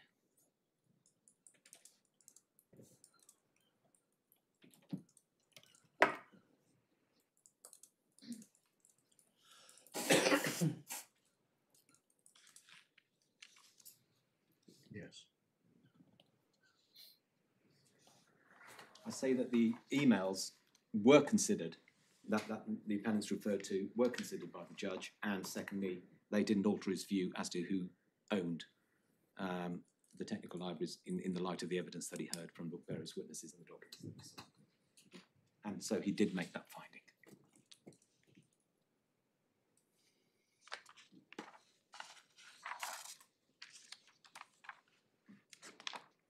How did the emails come into the case, the ones you were just referring to? Were they exhibited to Mr. Shields' evidence as part of his reasons why he said? I'm sorry, I didn't quite. How did those emails, the ones between Stuckenberger and BMW that you're referring to, how did they come into the case? I think they were obtained by the appellants from Stuckenberger in 2000. Into the trial, I should have been more clear. I mean, were they things that Mr. Shield was relying on as part of why he said? They just were added to the trial bundle as documentary evidence.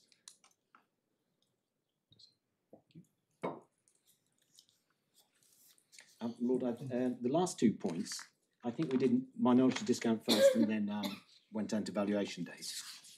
Yes. I said I would address the appellant's points in the same order. If I can take you to paragraph 113 of my skeleton, please. Yeah. The first point I make is that deciding whether or not there ought to be a minority discount, the overriding objective is that the valuation be a fair one in all the circumstances. That's by reference to Bird Precision's bellows. Yeah. And again, the case reference is there in the footnote. I don't know whether we need to go there now. If you want us to, we will. I remember it. It was one I got hopelessly wrong. No, I shan't go there.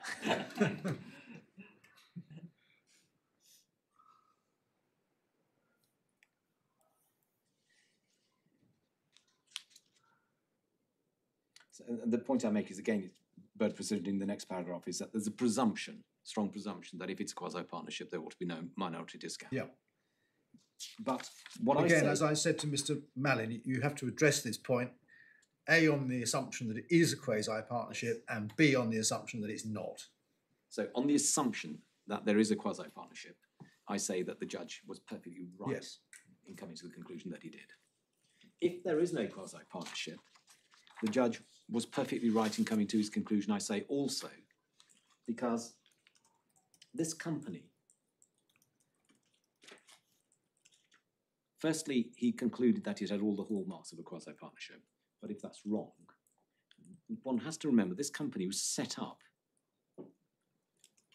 even though at clause 2.2, I think it says that the first project is the purchase of these lines. This company was primarily set up to provide this turnkey operation. This company was a single project company.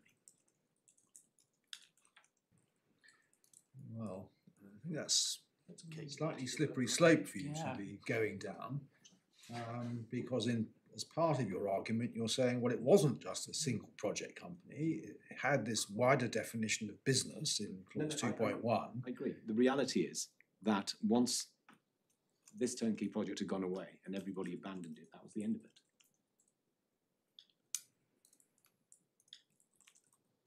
You're using project in a different sense, aren't you? Yes, I am. A single Sorry, yes. project. You mean a wider project. Yes. Doing a So deal with these lines and turnkey and everything else. yes, maybe projects 3, 4, 5, and 6 or whatever. That was not going to happen. And so that's that context the judge had to take into account also. So that is one factor. Secondly, in Reece Sunrise Radio Limited, the decision of the late His Honour Judge Charles Pearl, he also held that even though there wasn't a quasi-partnership, that it would be unjust to enrich the other side at a discount where unfair prejudice had been found against them in the context of that case.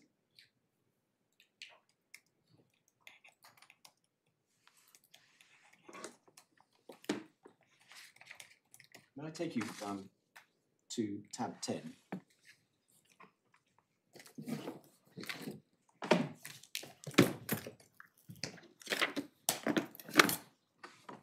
Yeah. And it's paragraphs 305 and 308 of the judgment. I'm sorry, I don't have a paginated authorities bundle, so Don't think I do either, actually. Can't think of it. Absolutely. But anyway, paragraph number's fine. 308 is where the judge draws together the reasons. yes.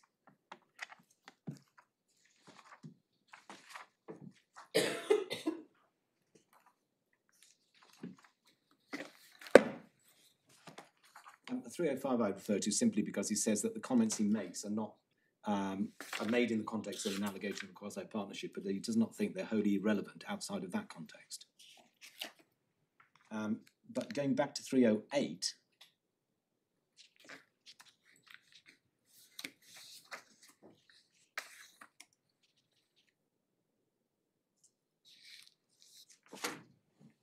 sorry, I do want to refer to a second part of 305, if I may. In the second sentence, he says, in particular, the value of the shares in the hands of the respondents to a petition may be a very material factor for the respondents. For the respondents may be unjustly enriched by the acquisition of shares at a discount where the acquisition has been triggered by their wrongful conduct, especially if there is a reason to suspect or believe that their conduct was some material part of it, may have been influenced by a desire to buy out or even worsen the position of the minority.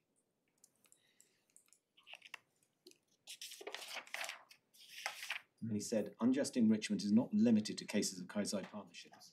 Moreover, the courts in England do not labour under the difficulty in making the most suitable order to suit the facts of the particular case before it. The court must do what is fair.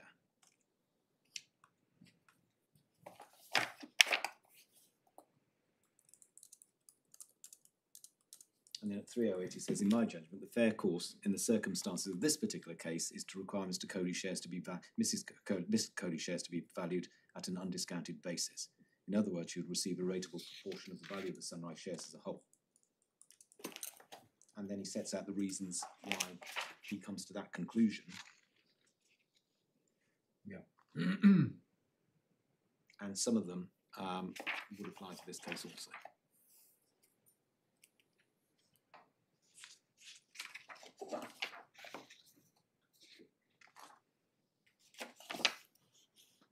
So similar sort of factors such as the desire to exclude the petitioner, desire to take advantage of the contracts or the expansion that the company is going to enter into to the exclusion of the petitioner. And he said in those circumstances, and I sort of summarising it all, it would be unfair to give them another windfall by allowing them to buy her shares at a discounted value.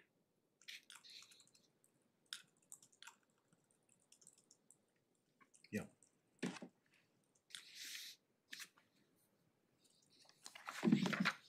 Lord, Glue Index is another case which is referred to in the textbooks, and it's at tab 12.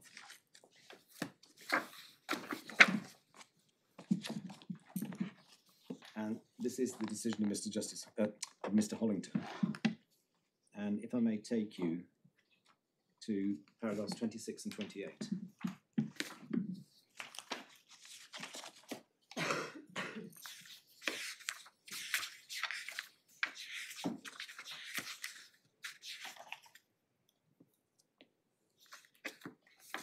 And may I just give you a moment to read 26 to 28, including 27, if I may.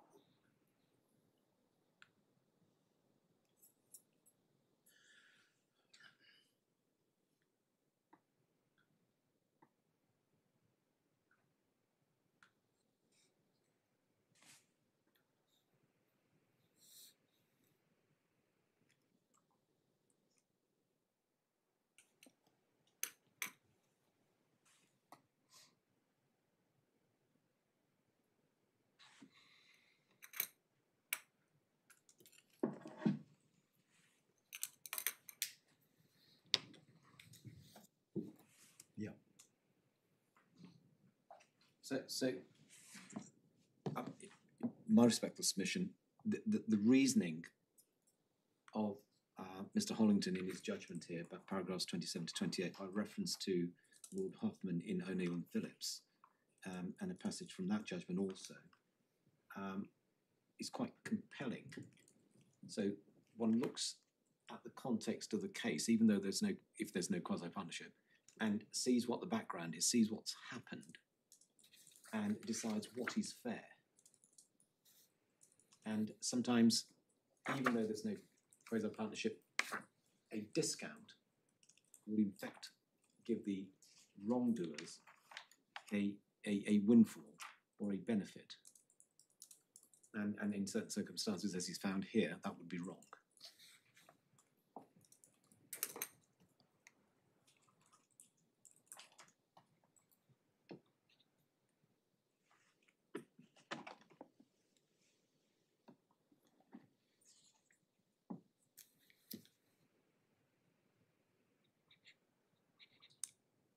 That might depend, mightn't it, on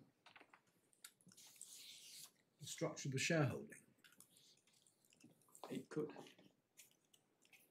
As I pointed out at the outset, although certain labels have been given to different types of shareholding in this case, they had no difference in reality as to what the rights of I mean, if the acquisition of the minority shareholder's shareholding would convert another shareholder into the majority shareholder, you can see that there would be a marriage value there. But if they would still be minority shareholders, it might not.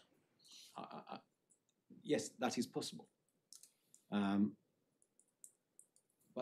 that doesn't detract from the fact that in considering what is fair in the circumstance of the context of a particular case, the judge can come to the conclusion that no minority discount ought to be applied, such as Mr. Hollington in Blue Index and His Honour Judge Pearl in Sunrise Radio. Yes. And you were taken to the passages in Mr. Hollington's textbook, and you're also taken to the passages in Victor Joffe's textbook. And so, you know, the answer appears to me to be that it all depends on the facts of the case as to what is appropriate. But there is force in the proposition that it might, on the face of it, appear to be unjust to reward the successful party who has been oppressed or been wrongfully prejudiced by giving a discount to the wrongdoers, even though in our case there is no order that they buy our shares yet.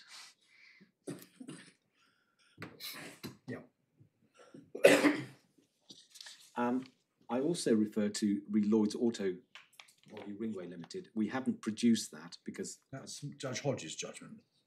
yes, it is, and the principles that Judge Hodge distilled from the authorities are set out at paragraph 8-55 of Mr. Hollington's. From Lord, for those reasons, I say that the judge can't be criticised, whether it's a quasi-partnership or not, for deciding that no discount ought to be applied. So that leaves valuation day.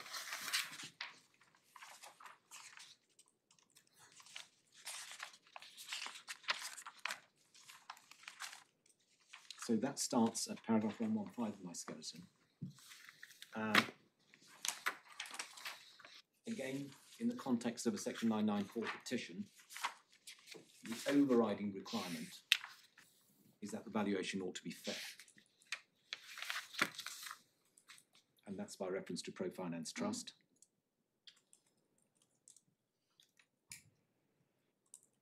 I also refer at paragraph 116 to Scottish Cooperative case, which the court will be familiar with also, and the references are there.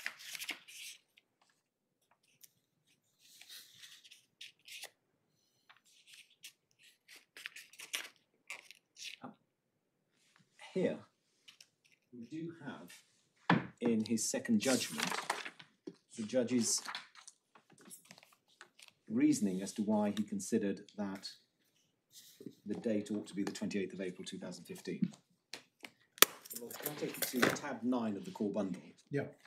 on page 24. Sorry, page 130. Yes, paragraph 24 and following.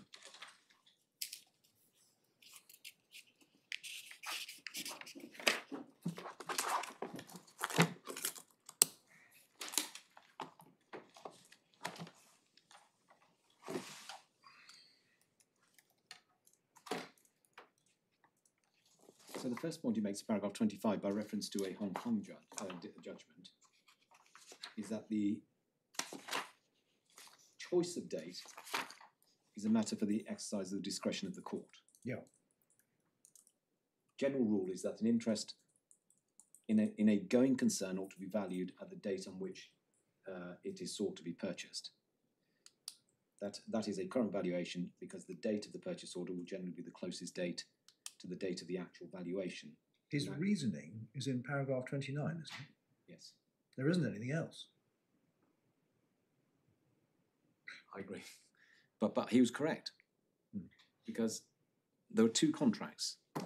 A month or so earlier was the sale of the lines, which had nothing to do with the company at that stage. But by the 28th of April is when the turnkey project was sold to, the contract was entered into between CGI and Infinity Max, and that was the divergence of the turnkey part. When I say that the sale of the lines had nothing to do with the company, that is wrong, in fact, because the technical library went with that as well. But the technical library also was to be used by CGI for the installation of the lines in China. And so, in my respect, in the context of the case and what was the fairest way to deal with this, he came to the conclusion on the facts that it ought to be that date when the company was deprived of its assets and the turnkey project. Yeah. Paragraph 120 is a point that we touched briefly, which is, I think my Lord Justice Burse mentioned as to what the practice is when you fix a date. And so you've got the exceptions I set out there, paragraph 120, as to what the court can look at, even though a date has been set at earlier. Yeah. Lord, I also remind the court, if one goes back to the core bundle and the order that's under appeal, tab 8.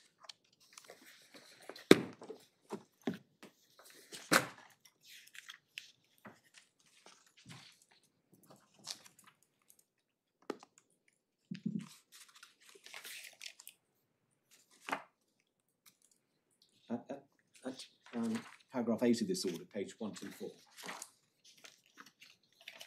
What the judge ordered was that in the event that the respondent's appeal to the Court of Appeal is unsuccessful, the petitioners shall, within 4 weeks of the conclusion of the appeal, set out the methodology / basis of valuation that they are seeking. And so he's left it at this moment in time for the court, for the onus on us as to how this exercise is to work. And then he will make some decisions on that also. In addition to which, because we've got, we're blind at the moment, as I say, as to what happened with this project. So whether it's going to be an account of profit, or whether it's going to be equitable compensation, or whether it's going to be some other method of loss of an opportunity, etc., until we've had disclosure, it is difficult to say. And we can't be forced to make our election without knowing what the true facts are. Can I just see if I understood that? You say, do you, that you may not ask for a share buyout, you may ask for an account of profits. Is that what you're saying? No. Or are you saying the shares should be valued by reference to profits? Yes, I put it. So that would require you to look at what happened. Yes. Because the requirement is and for that. If the project turned out to be a financial disaster, that's also something that would be taken into account, or not? No. If it was the loss, for example, I'm not saying that this is going to be the case, but if it was a loss of opportunity to the company that went to that stage, what actually happened, maybe by the mismanagement of the other parties who took the project, is irrelevant.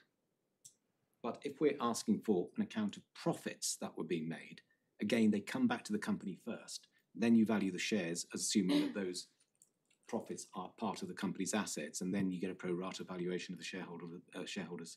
Oh, I see. So you would say, would you, that those are the shareholders and or directors who made a profit should be treated as having paid it over to the company, Yes. and therefore the shares should be valued on the basis that the profit was a company asset. Yes. That's the only way to go get the relief for the value of the shares. And Shareholder.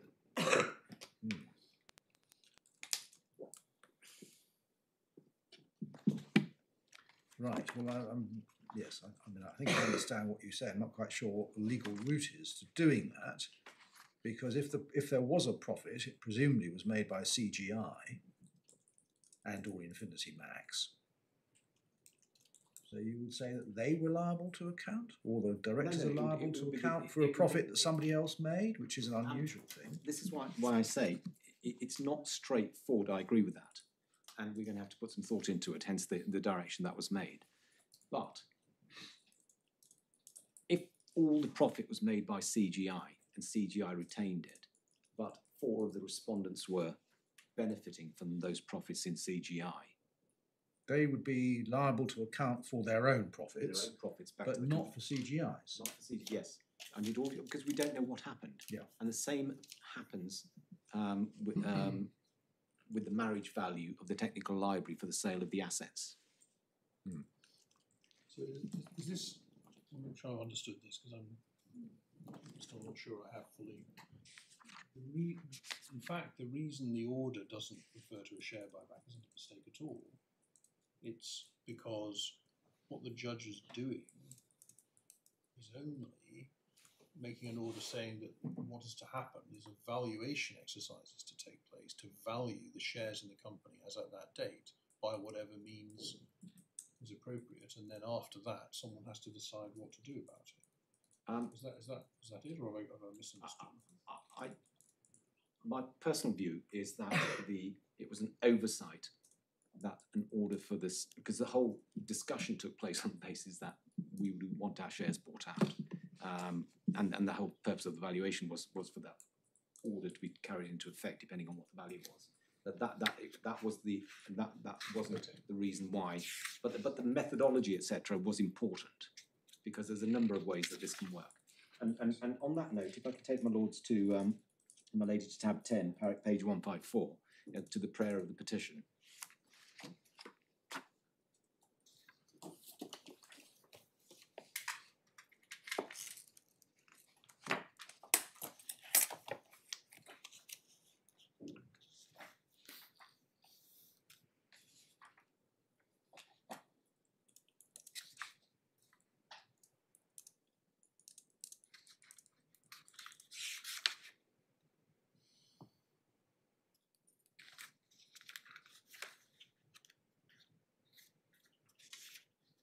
Yeah. Lord, you'll see there that we have actually pleaded that the 100% value of the shares in the company are to be valued as a going concern, taking into account the assets, including goodwill, profitability, and future prospects of the company at date properly selected. And thirdly, with a premium to affect the loss of reduction in the value due to the unfair prejudice pleaded with interest and no minority discount. So it's always anticipated that the way that we get our true value of the shares in the company would be by bringing back what has been done by way of breach of fiduciary duty on the part of the defendants.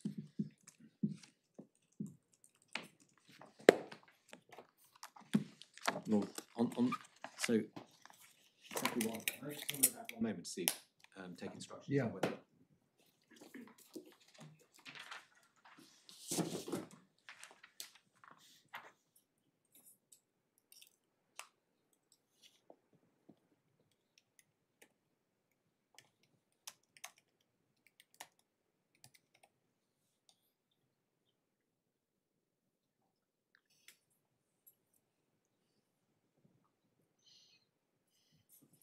I'm reminded in the second judgment, the paragraphs that we've been to, which is the conclusion of the judge's reasoning. If one goes earlier in the judgment, he goes through various factors also and comes to those conclusions. This is in the second judgment. Second judgment.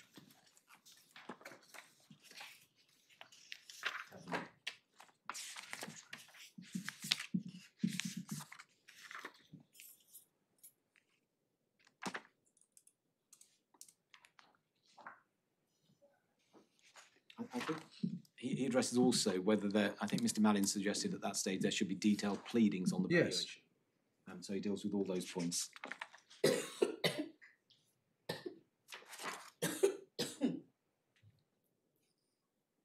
But from paragraph 20 onwards, he refers to other factors as well.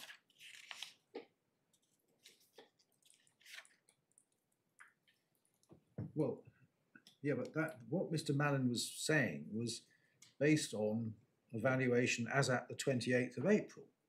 Yes. That wasn't the judge's reasoning for choosing the 28th of April. No, I accept that. I to be fair, I did concentrate on the latter part of the Yeah. judgment, but I was asked to bring this to the court's attention. Lords, my lady, unless there's anything further I can assist with, those are my submissions in. Thank you very much. Thank you. Well, can I just check that I would have the opportunity to provide a Yes, of short course you will. reply?